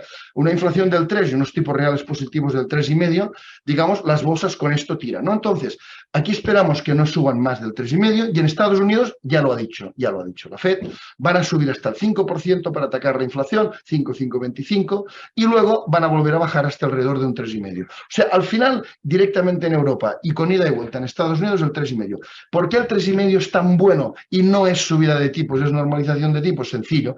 Yo soy una empresa, tengo un 10% de rendimiento de mi actividad y los tipos de interés están situados al 3,5 más el spread que les queramos poner, es evidente que yo puedo seguir teniendo actividad, invirtiendo y teniendo créditos. Si los tipos se van del 3,5 al 7, hay empresas que quedarían fuera de juego, ¿no? Con lo cual, esto es así. Este año, así como el aprendizaje para los inversores de renta fija ha sido su annus horribilis, como he dicho, en las bolsas ha sido brutal, digamos. Yo les decía hace un año que lo importante para este año era invertir en value, y ha sido espectacular, ¿de acuerdo? El inversor en value lo ha hecho muy bien, y el inversor en growth ha perdido 30%, tipo Nasdaq, etcétera, etcétera. No le repito lo que es value growth, no tengo tiempo, pero value, valor bursátil y valor contable relativamente cercano, growth, valor bursátil infinitamente o muy superior al valor contable, ¿de acuerdo? Aquí tienen Arcelor y Netflix, ¿vale? Bien, ¿qué sabemos? Que a largo plazo quien gana más dinero es el value. Aquí tienen el uno y otro entre 1926 y el 20. El growth gana un 10% al año y el value un 12,96, y ese 2,8% más, si tengo tiempo en algún momento ya se lo explicaré, es el precio del realismo, ¿vale? Bien, ¿qué sabemos más? Sabemos más que los ciclos value, estos son las duraciones de los ciclos, de media duran 4,2 años. Bien, ahora estamos en un ciclo value, empezó el 9 de noviembre del año 20, llevamos 2 años y 2 meses, entonces la duración, ahora estaríamos como a mitad de camino de la duración, pero vamos por partes. ¿Cómo de intenso ha sido esto? Miren, desde que empezó el ciclo value, en esos 2 años y pico, aquí tienen el MSCI Europa Value y el MSCI Europa Growth. El value ha batido a growth en un 28,7%, espectacular. Aquí tenemos fondos nuestros value, como la Europa, en este ciclo, ha dado un 52%, ha doblado al índice que ha dado un 25%, pero es que el índice value ha achacado un 37% y el growth solo un 10%, con lo cual no solo hemos doblado al índice, sino que además hemos obtenido mucha más rentabilidad que el índice value. ¿Qué quiere decir? Que hemos visto el tema y nos hemos puesto más value que el value. El año pasado sacamos un fondo solo para coger este efecto, el value minus growth, que nos están citando en todos sitios, que es sin estar invertidos, compramos value y vendemos la misma cantidad de growth. Bien, este fondo el año pasado sacó una rentabilidad positiva del 27,3% y lo lanzamos el año anterior. Estoy muy satisfecho de haber lanzado este fondo. Bien. Otros temas muy buenos de invertir, Japón, sin duda. ¿Por qué? Porque la inflación ahí es una benedicción, es de los pocos sitios que está. Número dos, porque a igualdad de rentabilidad de una empresa se pagan más baratas. Las americanas, aunque ha caído mucho la bolsa americana, sigue siendo la más cara. Y luego por la evolución de los beneficios, que está siendo muy buena. Bien, otro gran tema de inversión para este año 23 es el turismo. Turismo, sin duda. Aquí pueden ver, este es nuestro fondo de turismo. Bueno, solo he puesto la caída, ¿de acuerdo? Ya saben que tenemos un fondo en España, un fondo en Japón. Que sepan que este año el fondo de Japón ya se ha hecho más grande que el nuestro, de turismo, ¿de acuerdo? Y al final, aquí es donde estábamos. Bueno, este fondo ha empezado el año subiendo un 14%, luego ahora estaremos por aquí. Pero fíjense que con la gran recuperación de actividad del turismo que ha habido, las cotizaciones ni siquiera están, digamos, contando el escenario pesimista de que el turismo no iba a volver como era antes, que había el 30 de septiembre del 20, que era justamente antes incluso que la vacuna se aprobara. Es ridículo. Este es uno de los fondos que más posibilidad tiene de subir, ¿de acuerdo? Bien. Luego les cuento una cosa muy rápida. Se celebró a finales de noviembre el evento más importante de turismo en el mundo. Estaba todo el mundo, la parte pública y privada. Parte pública, 57 ministros de turismo de todo el mundo, entre ellos la ministra española. Ban Ki-moon, secretario general de la ONU. Theresa May, presidentes de muchos países, etcétera, etcétera. Parte privada, CEOs de las principales empresas del mundo, etcétera, etcétera. Entonces, todo este macroevento en el que estuvimos allí, les comento, lo intento resumir en 4 puntos, ¿de acuerdo? Punto número 1, lo que dijo el CEO de Marriott, ¿de acuerdo? Tenemos acciones de Marriott. Marriott lo que dice es que no le sorprende la recuperación del turismo, ya que viajar forma parte de la naturaleza humana. Bien, esto ha sido nuestra hipótesis siempre, nos lo han oído decir durante. Nosotros siempre considerábamos que el turismo volvería rápidamente, como así ha sido. Nos place que Marriott, con 6.000 hoteles y 1,5 millones de habitaciones, piense lo mismo. Ahora bien, aquí nos sorprendió el CEO de Hilton y otros más, pero lo simbolizo en él, ¿no? El CEO de Hilton dijo que después de la pandemia la gente va a viajar más que nunca anteriormente. ¿Qué quiere decir eso? Nosotros decíamos, hay una senda de crecimiento del viaje, la gente durante un tiempo va a recuperar el tiempo perdido. Pero lo que se discutió allí y ganó por un amplio consenso es, es que una vez la gente ha visto la falta de turismo, a partir de ahora va a gastar más de lo que gastaba antes, ¿de acuerdo? O sea, había una euforia no contenida. Bien, bueno, yo esta es la persona más importante así que he hablado nunca. Estaba el ex CEO de Aramco, además tuvimos una pequeña reunión de 30 y 40. Aramco es la empresa más grande del mundo, ha sido CEO de Aramco y ahora es el ministro de Inversiones y lo que hace ahora cobra el dividendo de Aramco e invierte. Pues bien, me quedo solo con las 2 cosas que dijo. El turismo es el nuevo oro negro. Ellos han decidido, Arabia Saudí cambia su modelo a turístico total, un país donde hasta hace 5 años no había visados y un país donde además, bueno, solo había, digamos, el turismo religioso del ámbito, ¿no? Y van a invertir en turismo 6 trillones americanos de dólares hasta 2030. No hay precedentes en el mundo, ¿de acuerdo? Y con lo cual, esto fue un tema absolutamente espectacular. Ahora bien, acabo con esta foto, que es una foto curiosa. Este señor es Arnold Donald, que ha sido CEO de Carnival, la empresa de cruceros número 1 del mundo, que nosotros tenemos acciones, hasta hace 2 meses, ha sido 9 años. Ahora es vicepresidente de Carnival y presidente de este examen. Bien, pues, por cierto, cuando cayó, digamos, toda la pandemia, los saudíes compraron un 5% de Carnival y ahora la comunión es total, ¿de acuerdo? Vaya aliado tienes si tienes al más grande del mundo en este sentido. Pero bueno, fíjense dónde llega la comunión, vimos muchos más temas que si lo ven aquí, ven que no ha salido al estrado con una chaqueta, ¿no? Si no ha salido, está llevando literalmente la camiseta de Arabia Saudí Fútbol, ese día jugaba el tercer partido Arabia Saudí y la bufanda, ¿de acuerdo? Es decir, les puedo asegurar que en todo lo que están haciendo en el Mar Rojo, Carnival va a tener las mejores posiciones en todo lo que a cruceros se refiere. Bien, entonces, conclusiones, estamos en las mismas que estábamos. Decíamos, no compren duraciones altas. Y hoy no estamos comprando renta fija más allá de un año. ¿Por qué? Porque mientras suban los tipos de interés, la renta fija va a seguir perdiendo dinero. Y sabemos que los largos van a subir porque ahora si los cortos se sitúan donde están y los largos se quedan igual, quedaría una curva plana y si queda una curva plana nadie compra largos. Todo el mundo compra cortos. Luego para comprar largos, los largos tienen que subir. Vale. En renta variable seguimos evitando el growth, es decir, por mucho que haya caído la tecnología, por ejemplo, no compramos nada y lo vamos a mantener hasta que los tipos de interés estabilicen. Si esto es dentro de 6 meses, 6 meses, 9 meses, 9 meses.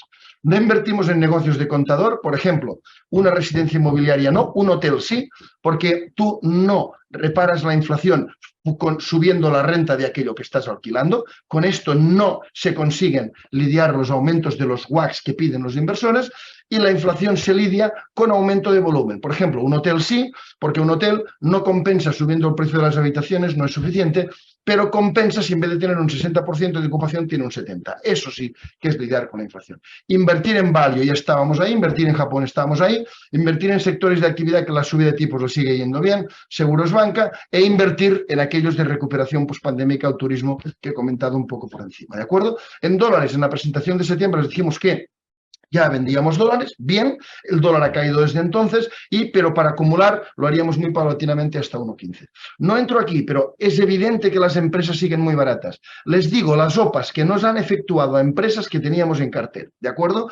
Una OPA, ¿qué quiere decir? La acción cotiza un precio, viene alguien y dice, te lo compro y te pago un 50% más, un 60% a todos los inversores que tenemos acciones. Bien, nos han apagado Boscalis, que lo teníamos en muchos fondos, pagando mucho más y de lo que estaba cotizando, y quien nos OPA es el accionista principal, la familia Hall.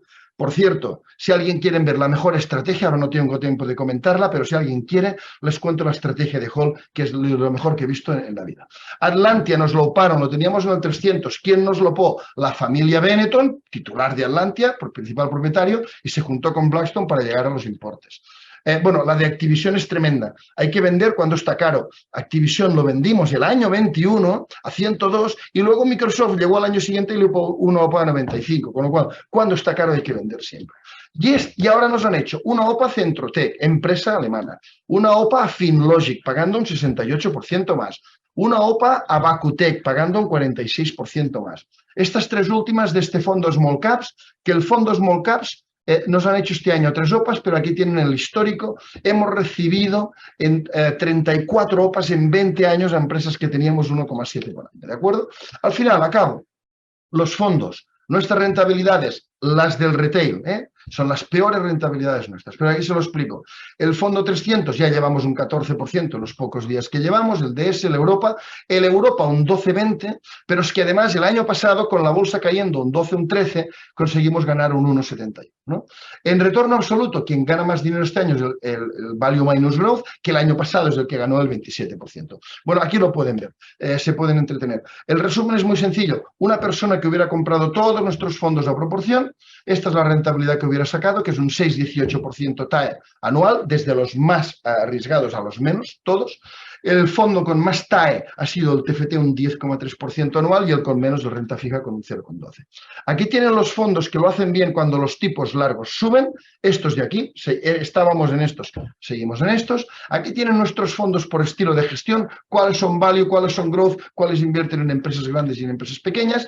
Aquí tienen un tema de múltiplos. Si alguien quiere invertir en los fondos con las empresas múltiplos más bajos, pues tiene Bolsa Líder Europa o Value Minus Growth.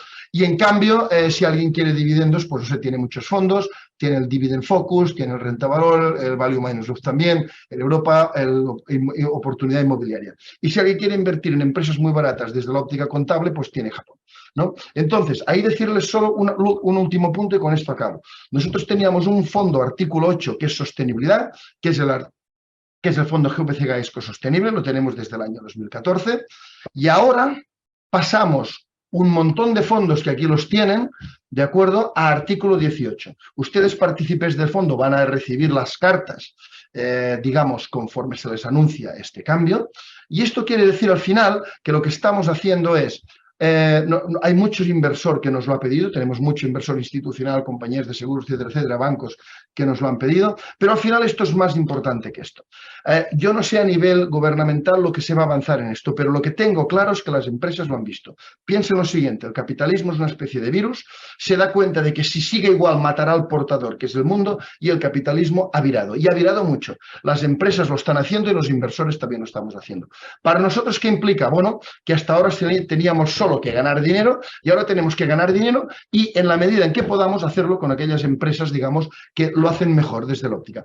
¿Qué es lo que hay que mirar de una empresa? No entro en detalle, estaríamos mucho tiempo. Los ratios ESG, las controversias y los PAIs, ¿no? Y aquí tenemos los puntos de partida. Cosa muy curiosa, aunque no lo hemos hecho sostenible hasta ahora, lo que es muy curioso es, esto es un rating que va hasta 5, se considera que es sostenible a partir de 3 y todos nuestros fondos ya cumplen los principios, ¿de acuerdo? Sin haberlo puesto en el modelo. Esto ya es un tema de nuestro proceso de inversión que es muy bueno. Y acabaría con esto que dijo Ban Ki-moon, yo se lo oí decir en persona, ¿de acuerdo? Él fue secretario general de la ONU del 2007 al 2016 y dice, de lo que está más orgulloso de todo su mandato es haber introducido los 17 SDGs. Los 17 SDGs es lo que están utilizando las empresas y los inversores para definir qué empresas los cumplen o no para avanzar en el tema de sostenibilidad. Y llegó a decir, lo tengo, que es que los SDGs es una de las mayores contribuciones que la ONU ha hecho por la humanidad. Al final, a partir de este momento y en estos fondos, no solo tenemos que ganar dinero, sino de preocuparnos de cómo lo ganamos, ¿de acuerdo? Y en fin, hasta ahí paro y entonces a ver si Víctor ha podido resolver ya sus problemas técnicos. Pues yo creo que sí. No sé si me escucháis. Bueno, perfectamente, vale. Pues voy a compartir la pantalla.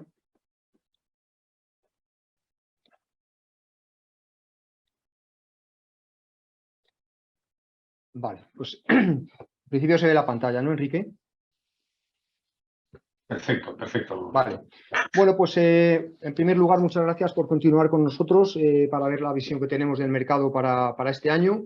Después de las dos magníficas presentaciones que hemos visto de Marisa con el entorno macro y con Jaume de la estrategia de la excelente estrategia de la gestora, voy a pasar yo a deciros cuál es nuestra opinión del Departamento de Análisis sobre lo que podemos esperar de las bolsas en Europa, ¿no? Incluyendo España, por supuesto. Bueno, en primer lugar, deciros que nosotros el año 2023 lo consideramos como el año de la normalización y no nos parece una sorpresa, ¿no? Realmente, hace un año estábamos explicando aquí que no se iba a recuperar el nivel previo a la pandemia en términos de crecimiento económico, de beneficios y tal, hasta el año 2023 y esto incluso se ha adelantado en cierto sentido, con lo cual estamos dentro de lo que es el escenario que llevamos esperando los últimos 3 años, ¿no? El 2022 pues ha habido ya se ha empezado a ver cómo estas discrepancias que ha habido en cuanto a valoraciones, en cuanto a materias primas, inflación, todo esto empieza a normalizarse y se ha abierto una brecha muy importante entre valoración de las empresas y cotizaciones, que es la que nos va a dar el margen para ser positivos en los mercados en 2023. La situación geopolítica, pues bueno, como decía Marisa, ha perdido mucha importancia en los mercados, aunque desgraciadamente sigue estando ahí latente, bueno, latente y más que latente, una realidad muy dura de la guerra de Ucrania. También está latente pues, los conflictos que puede haber diplomáticos entre algunos países y tal, pero son riesgos que vamos a dejar por ahora ahí al lado como posibles cisnes negros y que en este momento tienen menos peso que lo que tenían en 2022. En conclusión, vemos un potencial del 20% para la renta variable desde los niveles de cierre del 2022. Esto es importante recalcarlo porque ahora pues, veremos lo que han hecho los mercados en estos primeros días del curso. Y dentro de esta bonanza que esperamos para los mercados, sobreponderamos algunos sectores, ¿no? Sobreponderamos infraestructuras, sobreponderamos valores industriales, bancos y ya de forma selectiva pues TMT, salud y sector energético de la transición claramente, ¿no? El año pasado algún inversor de los como vosotros, ¿no? Me comentaba que los analistas siempre somos positivos, siempre decimos que la bolsa va a subir un 10%, pero por eso he traído esta slide aquí, que la comento muy rápidamente. Esta es un extracto de la portada de la presentación que hicimos justamente hace un año. Y realmente aquí lo que estábamos esperando era un mercado negativo, ¿no? O sea, decíamos que el año 2022 iba a ser un mercado de aguas turbulentas y nuestro escenario central preveía que el mercado se movería entre el 0 y el menos 5% en los mercados. Y lo tenéis ahí, lo podéis consultar cuando queráis. Esto era enero del 2022, cuando en febrero estalló la guerra de Ucrania, dijimos que si la guerra duraba menos de 3-6 meses, este seguiría siendo un escenario válido, el de subida del 0% en la bolsa, pero que si se enquistaba, las bolsas podían perder entre el 10 y el 15%. También está escrito y está ahí. Y es realmente lo que ha sucedido. Esto se debía a que veíamos pues, bastante riesgo en los temas geopolíticos, se veía también un riesgo muy importante, la inflación, que se veía claramente desde finales del cuarto trimestre del 2021, se veía también la sobrereacción que estaba habiendo de los bancos centrales y por lo tanto teníamos claro que el año 2022 iba a ser un año negativo.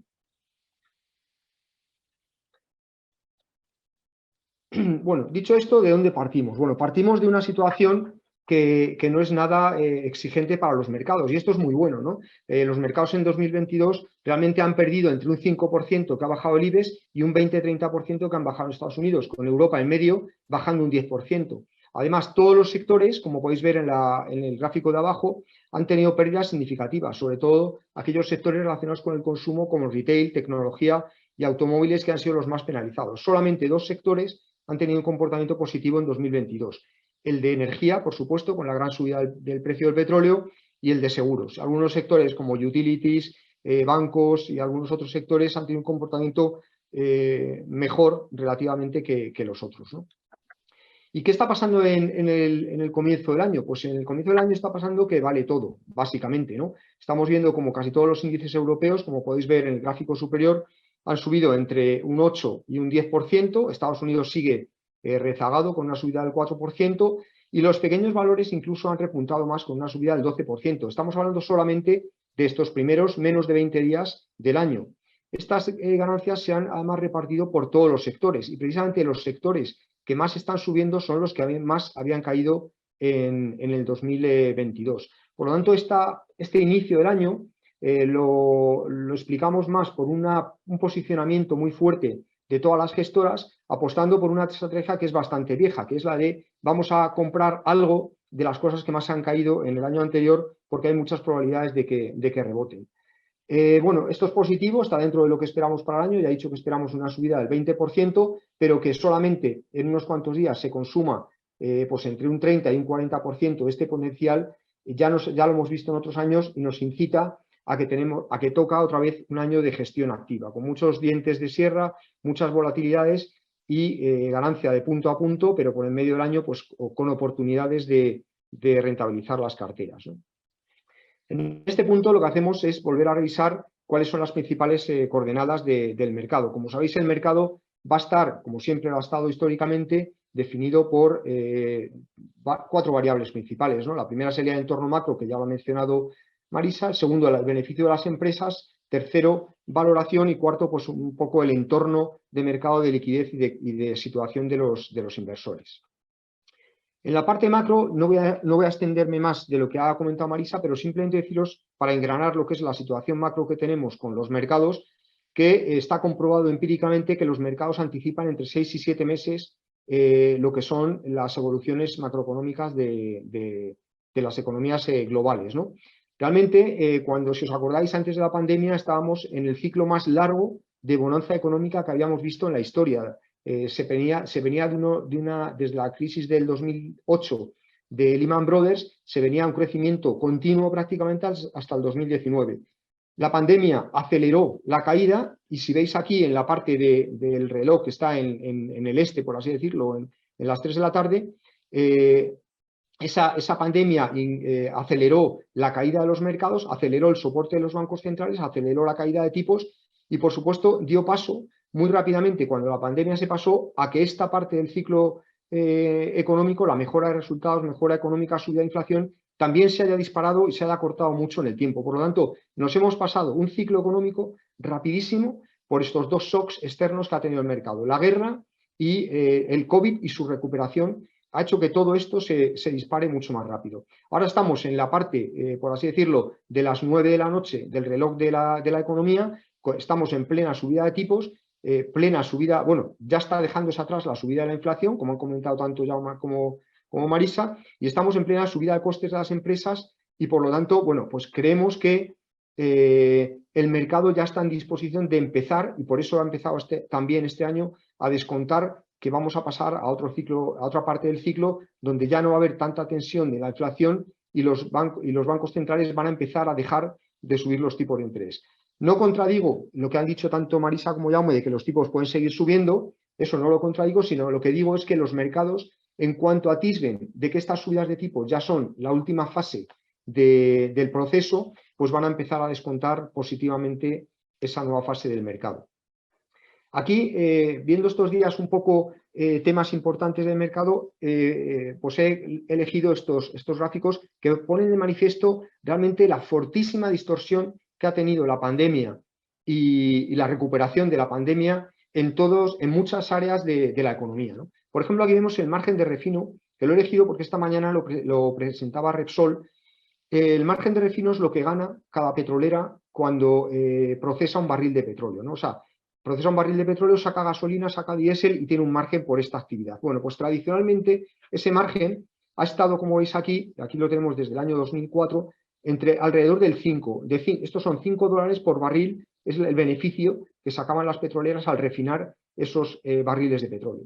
Con la pandemia se llegó prácticamente a cero, cosa que no se había llegado nunca, incluso en la crisis de Lehman Brothers, que fue la crisis más grande pues, de real estate, de bonos, de todo tipo, se había llegado a 1,3, en la pandemia se llegó al cero, o sea, no ganaban dinero las petroleras, y aquí ningún Estado dijo que iba a ayudar a las petroleras. Esto cabe recordarlo ahora cuando se pide que se les pongan impuestos especiales a las petroleras. Aquí nadie ayudó a las petroleras. Entonces, después con la recuperación que hemos mencionado durante toda la presentación de la actividad, del turismo, de la movilidad, de todo este tipo de cosas, estos márgenes se han disparado y como veis están en niveles de alrededor de 20 dólares por barril. Pero esto no es lo normal. Lo normal es que vuelvan otra vez a niveles de entre 5 y 7 dólares por barril. Y en eso estamos, ¿no? Ya bajó en un trimestre al 12,7, ha vuelto a rebotar, pero pensamos que va a ir bajando. Lo mismo con el precio de la electricidad. Cuando se entró en la pandemia, el precio normal de la electricidad, que estaba alrededor de 50, 60 euros por megavatio, empezó a dispararse, empezó a caer, cayeron a niveles de alrededor de 20 también en la pandemia, y la posterior recuperación con además el tema de la guerra de Ucrania, pues lo ha llevado hasta niveles que hemos visto en todos los telediarios durante mucho tiempo. Ahora ya estamos empezando a caer, los futuros apuntan a que dentro de pocos meses volveremos a estar en los niveles de 50. En las materias primas, pues incluyendo el petróleo, también se está viendo una caída, todavía falta tiempo para que estemos en los niveles pre-pandemia, que estaban en 80, pero ya estamos acercándonos al 100. Y un índice que elabora la FED de Nueva York nos dice que las tensiones en las cadenas de suministro también están cayendo fuertemente a niveles de prepandemia. Por lo tanto, esto es lo que me justifica a mí pensar que estamos en el año de la normalización. Este año, realmente, el protagonismo, como ha mencionado Marisa, lo van a tener los bancos centrales, ¿no? Los bancos centrales, al igual que las materias primas, el precio del pool, el precio del petróleo, el precio del refino, todo esto también es sobrereaccionado, en mi opinión. Y no quiero decir con esto que los tipos actuales de interés sean excesivamente altos, ¿no? Porque unos tipos pues de intervención del 4%, 5% que dicen que pueden llegar, y en el BCE pues del 2 o al 3%, no es que sean especialmente altos, pero lo que sí ha sido una sobrereacción es esta subida tan rápida que han hecho los bancos centrales. ¿Por qué? Porque no lo habían hecho bien antes. O sea, llevábamos bastantes años quejándonos de lo que se llamaba la represión financiera, unos bancos por mucho tiempo muy bajos que habían impulsado el valor de los activos y habían impulsado artificialmente algunos activos y algunos mercados. Como veis aquí, en los distintos 3 ciclos anteriores de la subida de tipos, el máximo siempre ha estado por debajo del anterior y en esta vez se ha situado muy por encima. Por lo tanto, yo empiezo a apostar porque los mercados van a empezar a atisbar que los próximos movimientos de los bancos centrales, después de una pequeña cola que Marisa ha mencionado de alrededor de 50 puntos básicos, van a ser movimientos a la baja, sobre todo si se empieza a descontar recesión, como también han mencionado los dos ponentes anteriores, con el aplanamiento de las curvas que estamos viendo. Los bancos centrales van a ser muy sensibles a este tema y van a poder dar la vuelta a esa política de intervención. La única, y de hecho los tipos de 10 años, como veis, ya han empezado, desde principios del año no han hecho nada más que caer, los tipos de 10 años del secundario. O sea que algo están anticipando. Esperemos que sea que están anticipando que la tensión en tipos se va a relajar y no es que estén anticipando una recesión, ¿no? El único hándicap que están diciendo los bancos centrales para no bajar, y algunos expertos, para no bajar los tipos ya o parar de subirlos, es que la tasa de paro está muy baja, pero en mi opinión esta tasa de paro, tanto en Estados Unidos como en Europa, está en cierto modo sesgada porque creo que es un empleo de baja calidad. Bueno, analizado un poco el tema macro, que ya lo habíamos hecho bastante, ahora nos vamos a los beneficios. Los beneficios, también hay que tener un ojo con esto porque hasta ahora los beneficios habían sido muy resistentes y siguen siendo resistentes realmente, pero como vemos, las estimaciones de beneficios del año 2022, que es la línea azul, habían estado muy fuertes durante todo el año, no se habían resentido nada más que en Estados Unidos ligeramente, y la estimación del 2023 había estado bastante plana. Bueno, en el 2023 han empezado con una cierta, muy pequeña todavía, revisión a la baja, pero ya se ha visto cierto freno, lo cual también es normal y entraría dentro de esa normalización que hemos comentado. Pero sin embargo pensamos que los beneficios de las empresas son bastante resilientes, ¿no?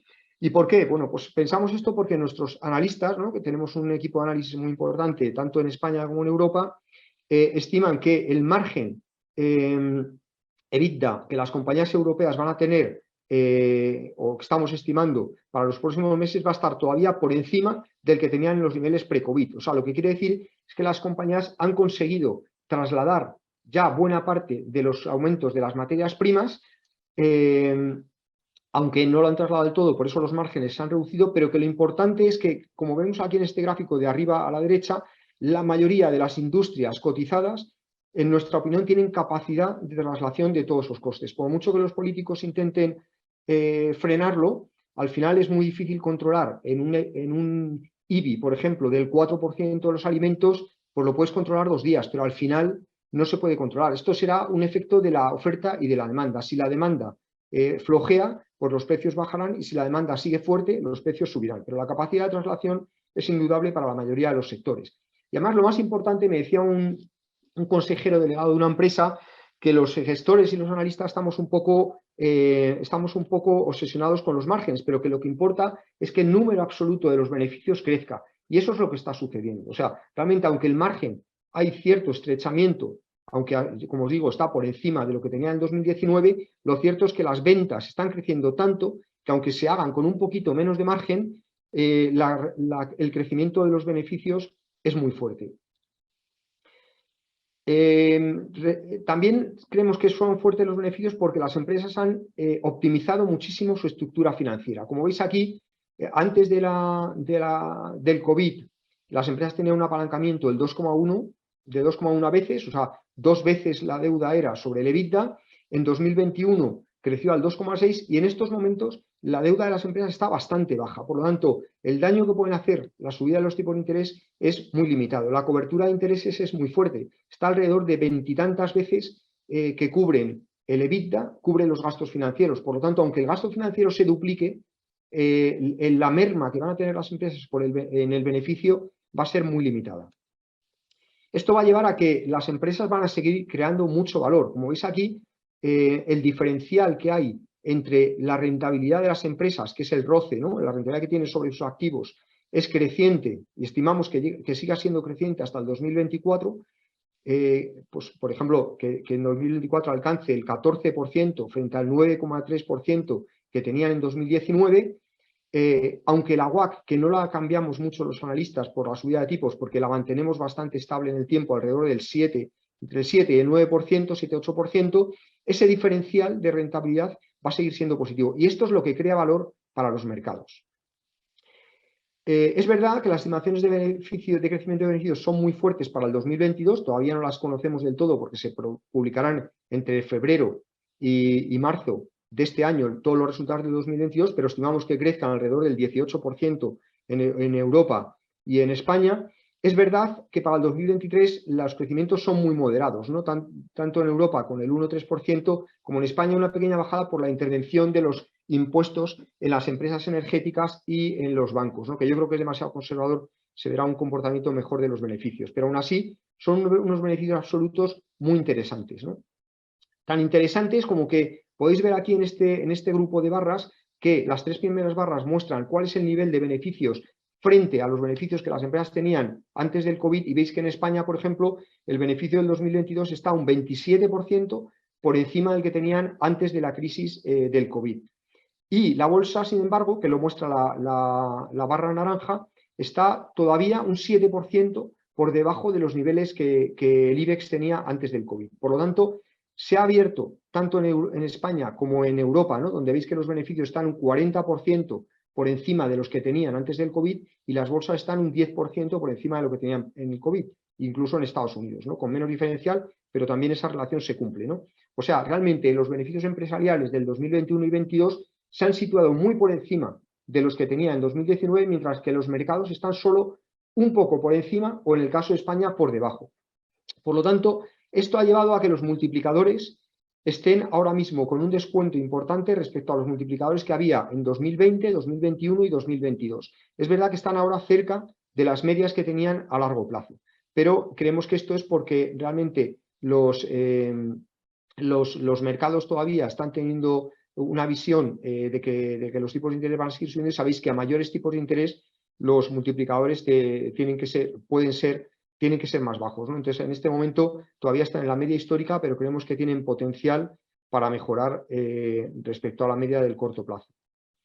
Pero esto es lo importante, no es la brecha que se ha abierto en el mercado entre los beneficios y los índices bursátiles. Los beneficios, como hemos visto, están un 40% por encima, y los índices bursátiles entre un 10% por debajo y un 10% por encima. O sea, que se abre un potencial que además se corrobora con las estimaciones que tienen los analistas. Ahora lo veremos. El único hándicap que podemos tener miedo es decir si con la subida de tipos que está habiendo en el mercado, los mercados pueden seguir siendo negativos. Bueno, como vemos aquí, en el ciclo anterior de subida de tipos, que fue antes de la crisis de Lehman Brothers, los mercados aguantaron perfectamente. El mercado es la línea roja, el mercado aguantaron perfectamente la subida, los mercados, durante la subida de tipos. La línea azul es la subida de tipos, la línea roja los mercados, aguantaron perfectamente y luego cayeron por la crisis económica que se produjo a raíz de esa crisis financiera. Pero la subida de tipos la aguantaron muy bien los mercados.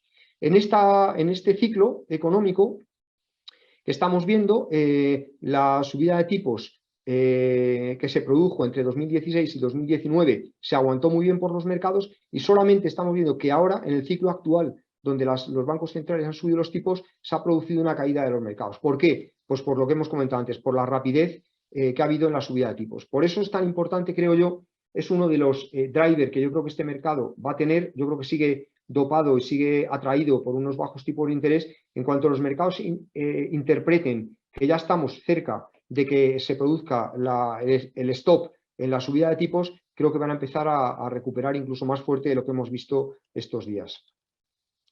Nosotros, este potencial que hemos dicho, esa brecha que se ha abierto entre las cotizaciones y las valoraciones, la corroboramos con nuestras propias valoraciones, ¿no? Nosotros ahora mismo estimamos que con los precios objetivos que tenemos en las empresas, el IBEX podría subir un 20%.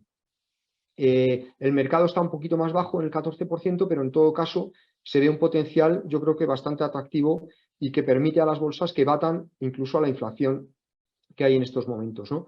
Y las valoraciones que hacemos tanto para Europa y ya con el consenso para Estados Unidos están con potenciales de alrededor del 13%. O sea, en España vemos un potencial del 20% porque el mercado va más retrasado respecto a esa recuperación de beneficios pre-COVID, pero en Europa y en Estados Unidos potenciales de alrededor del 13%. Os voy a poner 3 ejemplos de cómo de infravalorado están algunos activos en mercados, ¿no? Por ejemplo, el más reciente ha sido Iberdrola. Iberdrola ahora, hace unos pocos días, simplemente ha vendido el 50% de una cartera de renovables a Norges Bank.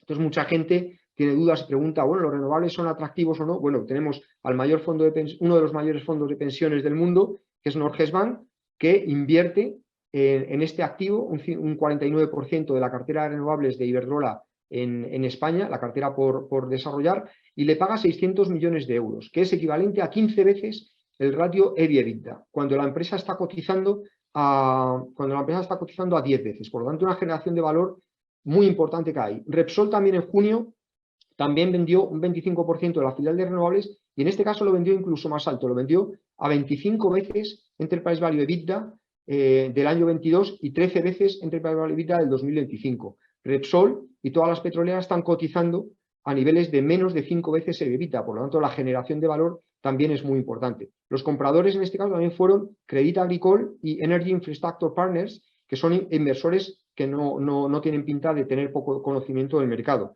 y están invirtiendo muy a largo plazo porque gestionan las pensiones de mucha gente.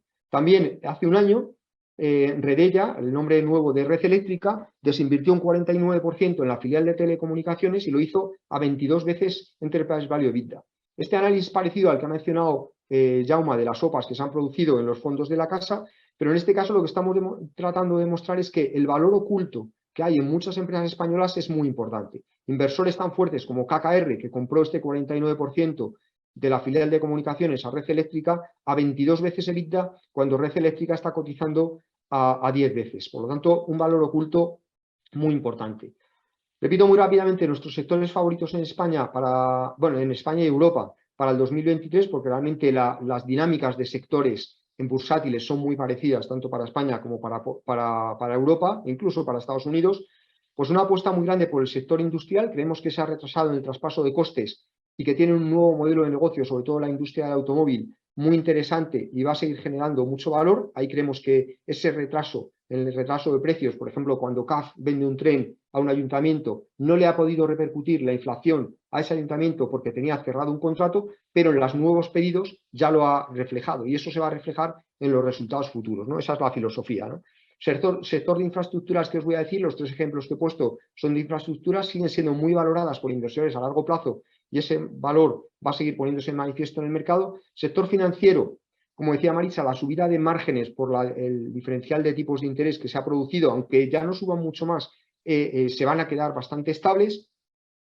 Y el recorte de gastos que han ejercido durante los últimos años van a seguir impulsando las valoraciones y los beneficios. Sector salud, un sector con una tendencia de fondo muy importante, tanto demográfica como social. Estamos viendo que la sanidad pública necesita a la sanidad privada, aunque sea justo el enfoque contrario que algunos políticos hacen, pero la colaboración público-privada cada vez es más fuerte, aunque algunos no lo quieran reconocer, y las empresas de servicios de salud que cotizan en Europa y en España, pues van a seguir teniendo o vamos a ver una recuperación de valor muy importante. Sector TMT, sobre todo en media, donde nuestros analistas están muy positivos en algunas empresas de medios de comunicación, más que en las telecomunicaciones propiamente dichas, y tecnología de forma selectiva, pues por ejemplo se me ocurre ahora Dassault Systems, pues muy atractivos, o algunas otras empresas que tenemos en España, ¿no? Sector de alimentación, creemos que como las infraestructuras es un sector muy estratégico, o sea, invertir en tierras, invertir en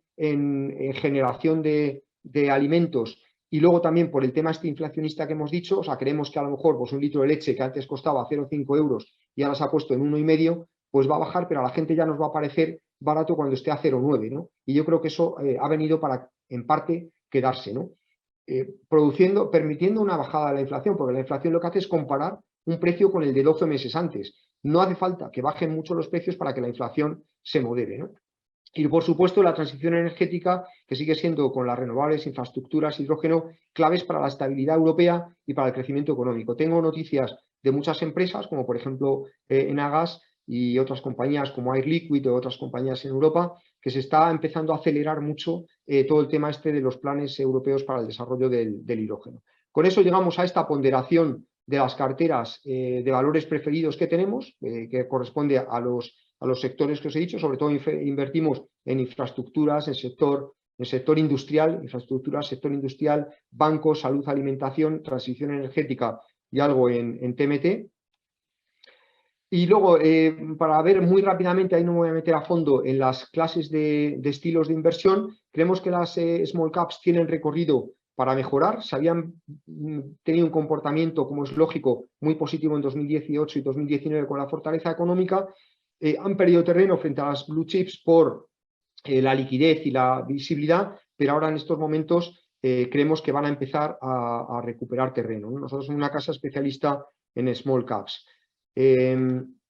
Y respecto a valor y crecimiento, pues como decía Jaume, yo creo que todavía el valor tiene bastante recorrido, porque aunque es verdad que en el año 2022, como vemos aquí, la línea naranja está muy por encima, o sea, el performance de valor está muy por encima del performance de crecimiento, si nos vamos atrás, esa ventaja todavía es muy, muy importante para el crecimiento. Por lo tanto, creemos que la recuperación de valor todavía va a seguir teniendo cabida en todas las carteras. Y con esto ya me iría directamente a la conclusión. Creemos que la inflación, ahí soy un poquito más optimista que algunos macroeconomistas. Creo que la inflación, igual que ha subido muy rápido, puede también bajar rápido. Y los tipos de interés no creo que bajen tan rápido como han subido, pero sí que se puedan estabilizar a estos niveles o incluso un poquito por debajo, como espera el mercado que bajen un poquito en 2024.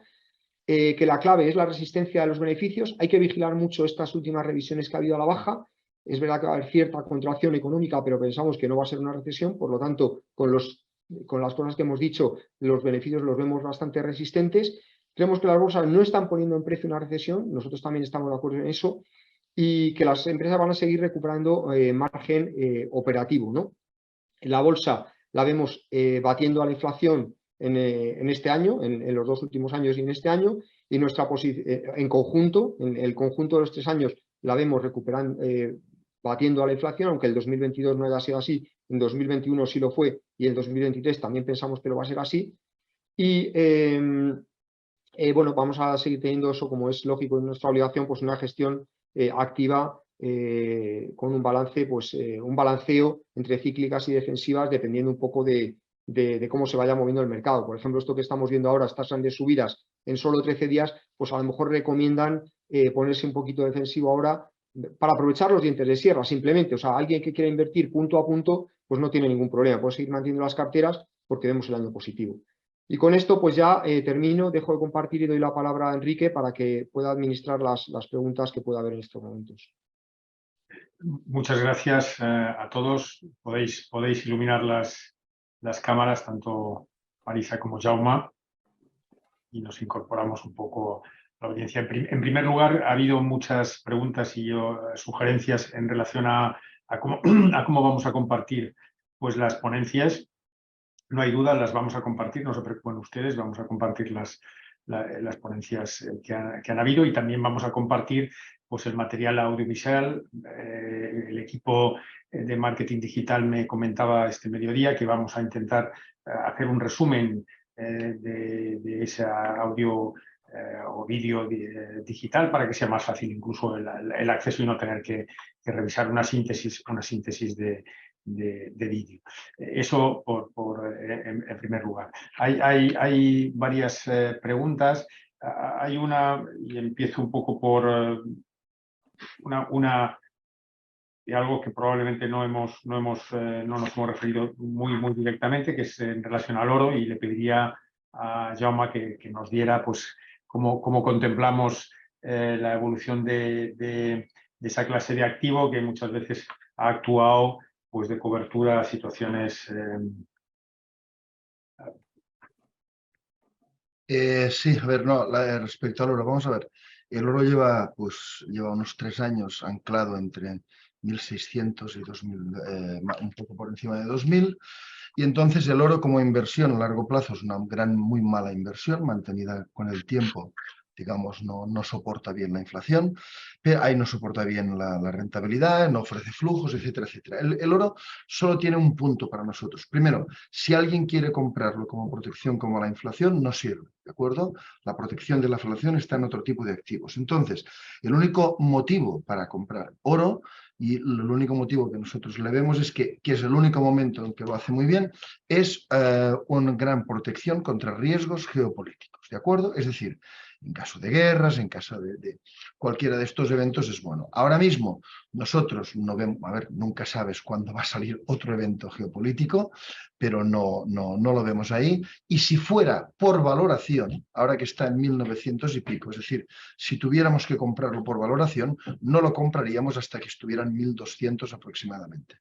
Lo cual, ¿qué quiere decir? Que en este momento en el tiempo no, y que lo compre aquel que crea pues que mañana puede salir una nueva guerra en cualquier otro sitio. Para eso sí sirve el oro, pero no es buen protector de la inflación, no es bueno, no ofrece un buen rendimiento en el largo plazo, sirve para lo que sirve, ¿no?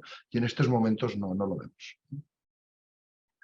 Muy bien. Hay un grupo de preguntas muy relacionados con la inflación. Marisa, en relación a los sesgos que puedan tener las estimaciones en países como España, en relación a cómo deben compensarse. Hay una persona que dice tiene que haber deflación para compensar. En la serie histórica probablemente son otras cuestiones, y también el impacto del cambio de paso en las políticas de apertura de China, qué impacto puede tener también en la inflación. No sé si quieres comentar alguna cuestión al respecto. Empezando por los sesgos que pueda tener la inflación en España. Bueno, realmente al indicador que yo me he dirigido o del que hablo es de lo que se llama el índice armonizado europeo, cuyos pesos y manera de hacerlo marca Europa. No he hablado de la inflación española, sino más de la europea en general. Digamos que la inflación europea concretamente está bajando mucho más rápidamente que la europea, debido a las medidas en relación a la energía, tanto lo que se llama la excepción ibérica, como las ciertas subvenciones que han hecho. También va a afectar positivamente la bajada del IVA, aunque yo creo que esto es, la bajada del IVA, como es temporal, es lo que se dice comida para hoy, hambre para mañana, es decir, luego revertida.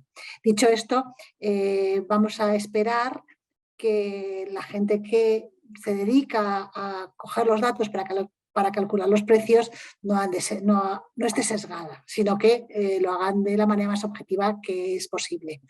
La segunda pregunta es respecto a China y el impacto en la inflación. Aquí va a haber dos movimientos. Por un lado, va a haber una mayor oferta de bienes, se van a eliminar muchos de los cuellos de botella que ha habido, que ha sido una de las partes tanto inflacionistas como que ha deteriorado marginalmente los balances de las empresas, que han tendido a acaparar existencias para no tener problemas de abastecimiento.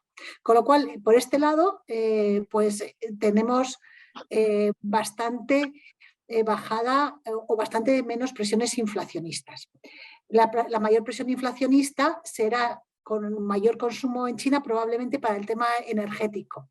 Pero como el tema energético, digamos que lo mueven no solo oferta y demanda, sino otros temas tanto geopolíticos como de economía verde, etcétera, pues no me atrevo a decir que la apertura y aceleración del crecimiento en China, como se está preveyendo pasar de 3 a 4, vaya a aumentar efectos inflacionistas. Lo que a medio plazo puede hacer, a mi juicio, que haya una inflación superior a la previa es este proceso, digamos, un poco de desglobalización que podemos haber visto, también de la mano del cumplimiento de muchos temas de ESG. Por ejemplo, se habla del gasto en transporte y cómo esto contamina. Esto teóricamente debería traer hacia Europa mayor producción. Esto pues es ciertamente más inflacionista. Digamos que el mundo ha vivido durante 20 años de la deflación exportada por China por trasladar toda la manufactura ahí, y ahora puede que tengamos una mayor inflación a medio plazo por este movimiento. Pero bueno, hace 3 o 4 años estábamos todos temblando por la deflación en Europa. Y por último, inflación y deflación se compensan. Mucho me temo que no. Mucho me temo que el índice, y la verdad es que no está mal, si se observan los índices en base 100, normalmente en lo que es Europa Occidental y Estados Unidos han sido siempre alcistas. A mucha inflación lo que ha dado paso es baja inflación, no deflación, no caída de precios. ¿De acuerdo? Es decir, que en vez de subir al 10, subamos al 1, pero no que caigamos hacia el -1, y la verdad que la deflación es lo que más temen los banqueros centrales, porque ya se vio en Europa cómo entramos con esos tipos al -0,5 y demás en trampas de liquidez, y que por más que bajaban los tipos no había manera de reactivar la demanda, y pese a que nos duela en nuestro bolsillo porque nuestros ahorros han perdido valor, es más fácil lidiar con la inflación que con la deflación. Y si no, miremos a Japón, que lleva 30 años sin crecimiento y sin inflación, salvo ahora que empieza a repuntar un poquito. Y creo que he contestado a todas las preguntas. Muy bien, gracias. Víctor, hay un par de preguntas, o tres, que yo creo que pueden ir dirigidas a ti. Hay una relativa, lo has mencionado, pero en cualquier caso relativa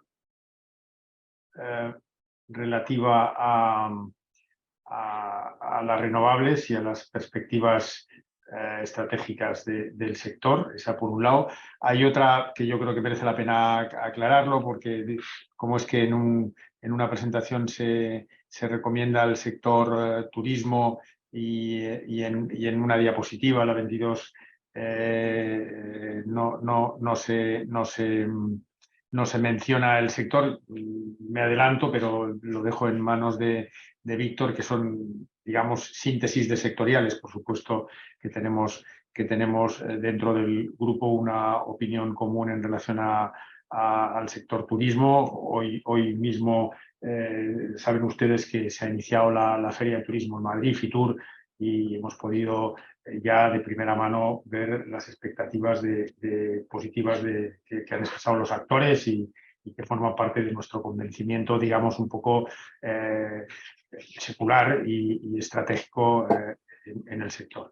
Hay también una aclaración en relación a una, no sé si la has visto, hay una diapositiva que es la pregunta que hace Carmen Muñoz, no sé si la tienes presente, Víctor también, en relación a que se hace un avance.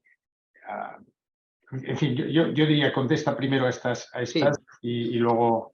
Sí, así quito la pantalla. He puesto la pantalla porque realmente por el tema de tiempo no lo he puesto, pero bueno, efectivamente nosotros tenemos, por supuesto, en las listas de valores, lo que pasa es que he puesto la tarta los sectores más grandes que por número de valores industrial y bancos y tal, pues tienen más valores, pero por supuesto que creemos plenamente en el turismo. Mirad aquí, tenéis todos los valores que tenemos en la lista de valores preferidos. Tenemos eDreams, que consideramos una oportunidad muy buena. Tenemos también IAG, que es una oportunidad buena, también Meliá, o sea que sí que tenemos ahí varios valores de sector seguro. Lo que pasa es que nosotros, del sector turismo, perdón, lo que pasa es que nosotros lo incluimos dentro de lo que es sector de consumo y consumo y turismo, ¿no? Y otra serie de actividades.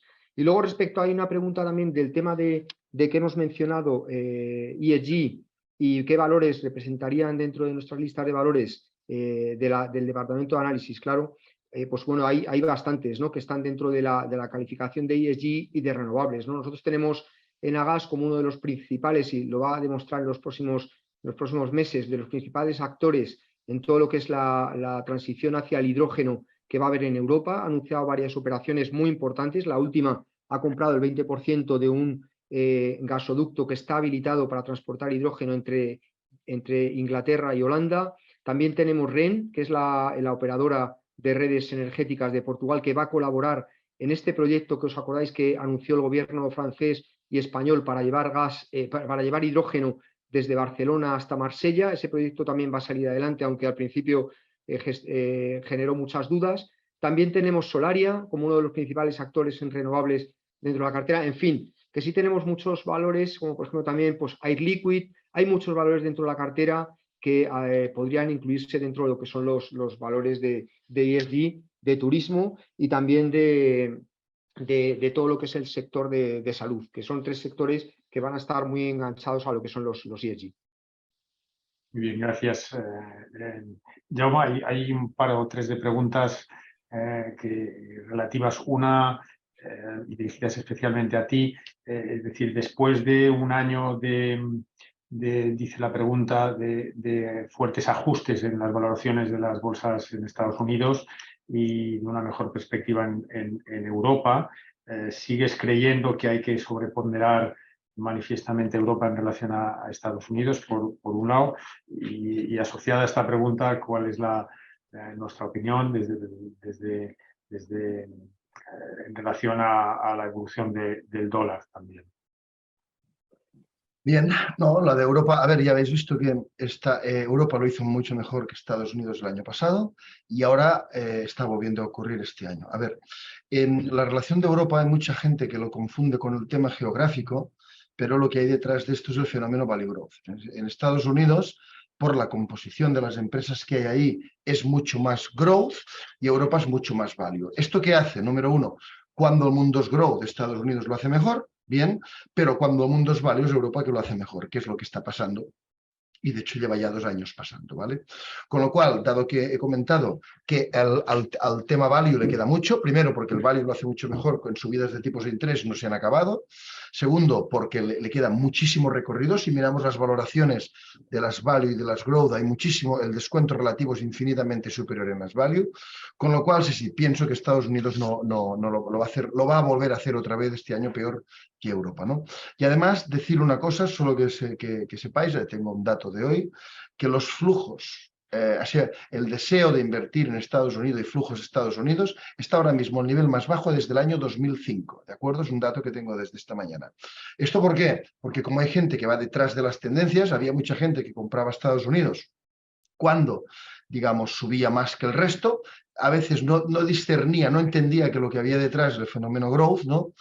Y ahora, como que se ha girado y lleva 2 años de girado, ahora puede ser que haya gente que empiece a comprar value. Cuidado que ya llevamos 2 años, que le queda mucho. Como he dicho, el fondo Value Minus Growth ha hecho un más 27% este año y le queda mucho recorrido todavía, ¿no? Con lo cual, sí, yo creo que Europa lo va a seguir haciendo mucho mejor que Estados Unidos, ¿no? Y respecto al dólar, bueno, lo he dicho antes, nosotros todos estos años teníamos dólar comprar, dólar comprar, dólar comprar, y cambiamos en la presentación de estrategia que les hicimos aquí en septiembre de este año. ¿Por qué? Porque un motivo, teníamos la valoración del dólar, nosotros valoramos por paridad de poder adquisitivo, está en 1,15, con lo cual 1,15 sería un valor correcto, pero claro, ¿qué ha estado ocurriendo? Todos estos años con los tipos de interés más altos en Estados Unidos que en Europa, todos aquellos inversores que invierten por carry, es decir, que compran, yo tengo euros, pero puedo comprar euros, dólares, libras, y suelo tener una tendencia a comprar aquellas divisas fuertes, en este caso, que pagan más un tipo de interés mayor, ¿no? Entonces, ¿qué ha pasado? Ha habido muchísimos, digamos, flujo de capital que ha ido a comprar dólares a corto plazo. Nosotros mismos teníamos montones de treasuries, digamos, a corto plazo, 1 año así en dólares, ¿no? Que nos ha ido muy bien. Nosotros tenemos fondos que tenemos renta fija y renta variable y que hemos ganado dinero este año en renta fija, y una parte importante es por tener corto plazo, pero además dólares. ¿Pero qué ocurre? Mientras el banco, digamos, la Reserva Federal Americana iba subiendo tipos, porque la Reserva Federal cambió el discurso en noviembre del 21. En cambio, el BCE solo cambió el discurso en febrero del 22, o sea, unos meses más tarde, pero además no ejecutó seriamente hasta septiembre de este año, que resultaba que la diferencia entre la remuneración del dólar y la del euro iba creciendo y el dólar iba subiendo, ¿no? Entonces, ¿qué ha pasado? Nosotros en septiembre, cuando vimos que el Banco Central Europeo, por primera vez, más vale tarde que nunca, empezó a subir los tipos, pero ya de una forma decidida, lo veníamos, ustedes lo saben bien, lo veníamos reclamando desde mucho tiempo, que lo hicieran, ¿de acuerdo? Pero entonces el mensaje que lanzó digamos, el BCE es que iba a subir como mínimo al mismo ritmo que Estados Unidos, lo cual quiere decir que si sube al mismo ritmo, el diferencial de tipos a corto plazo entre el dólar y el euro ya no iba a crecer, lo cual es una clara señal de que ya no hay que comprar más dólares. Entonces, cuando estaba aquí en 0,97 o así, en septiembre cambiamos, ¿no? Y dijimos ya vender dólares. En aquel momento lo dijimos en septiembre en una de estas presentaciones. Ahora, ¿qué ha pasado? Al ver que el mundo ha decidido, estoy contento, nos ha dado la razón, pero ahora ya estamos en 1,08. ¿Qué pasa? Si vamos volviendo hasta 1,15, ahora ya podemos volver a comprar. Nosotros estamos comprando muchos treasuries a corto plazo de nuevo, ¿de acuerdo? ¿Por qué? Porque podemos comprar treasuries que prácticamente pagan un 5% frente a letras del Tesoro que están pagando un 2,5%, ¿no? Ahora, a medida que vaya a 1,15, intensificaremos esta posición, ¿no? Y al final, solo decir que el dólar euro, para que esté barato, pues puede tardar mucho más, hasta 1,15 y así. Y luego comentar, cuidado, nosotros tenemos gestionamos el dinero de muchísimos grandes patrimonios, y comentar una cosa, y esto va sobre todo más para grandes patrimonios. Cuidado, porque en dólares, al final, lo que hemos visto es que hay una parte del dólar que se tiene de una forma estructural, es decir, yo tengo un gran patrimonio distribuido, tengo que tener unos dólares. Para la parte estructural, todo esto que estamos diciendo no va, pero hay una parte que sí depende más de si el dólar está barato o no, y para esa parte, evidentemente, esto sí que funciona todo lo que he explicado. Espero haber contestado. Gracias. Muchas gracias, Jaume.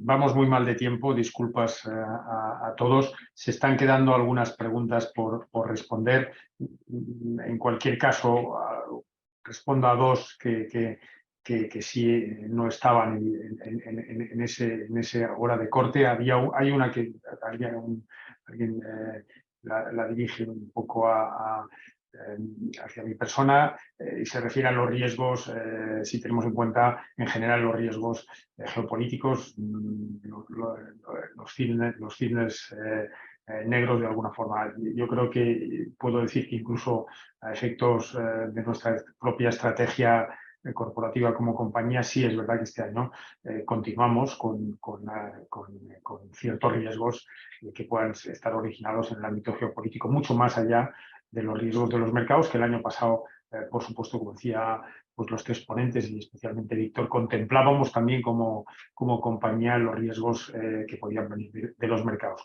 Con todo, y es verdad que el mundo de la política y sobre todo el mundo del el liderazgo ejercido en algunos países pues tiene unas complicaciones que no creíamos antes o durante la pandemia, que íbamos a acabar en ese mundo revuelto desde el punto de vista de la gobernanza. También es cierto que últimamente hay una sensibilización y lo que está pasando en Brasil o lo que ha pasado en Estados Unidos reconduciendo ciertas situaciones o intentando reconducirlas, pues parece que hay un modelo de conciencia en relación a la mejora de la gobernanza y a lo relevante que es eso para el propio desarrollo, ¿no? Por tanto, lo que decía al principio, la resiliencia creo que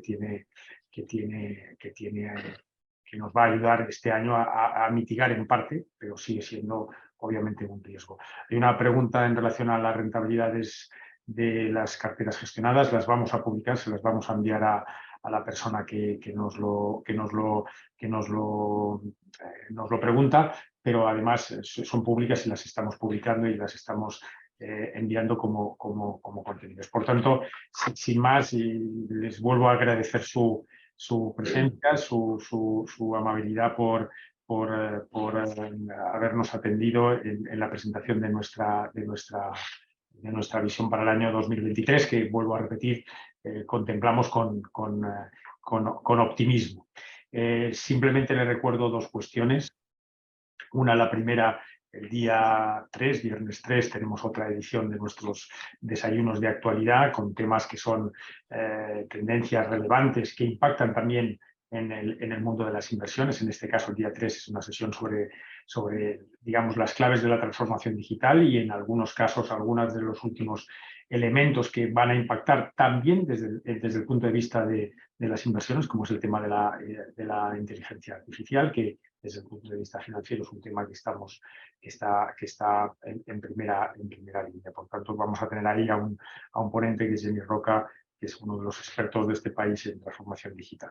Y por último, también les ruego, como siempre, que pierdan, yo creo que 4 segundos escasos en rellenar la encuesta, que siempre nos ayuda pues, a mejorar cualquier tipo de mejora en este tipo de actos. Muchísimas gracias otra vez en nombre de todo el equipo por su atención.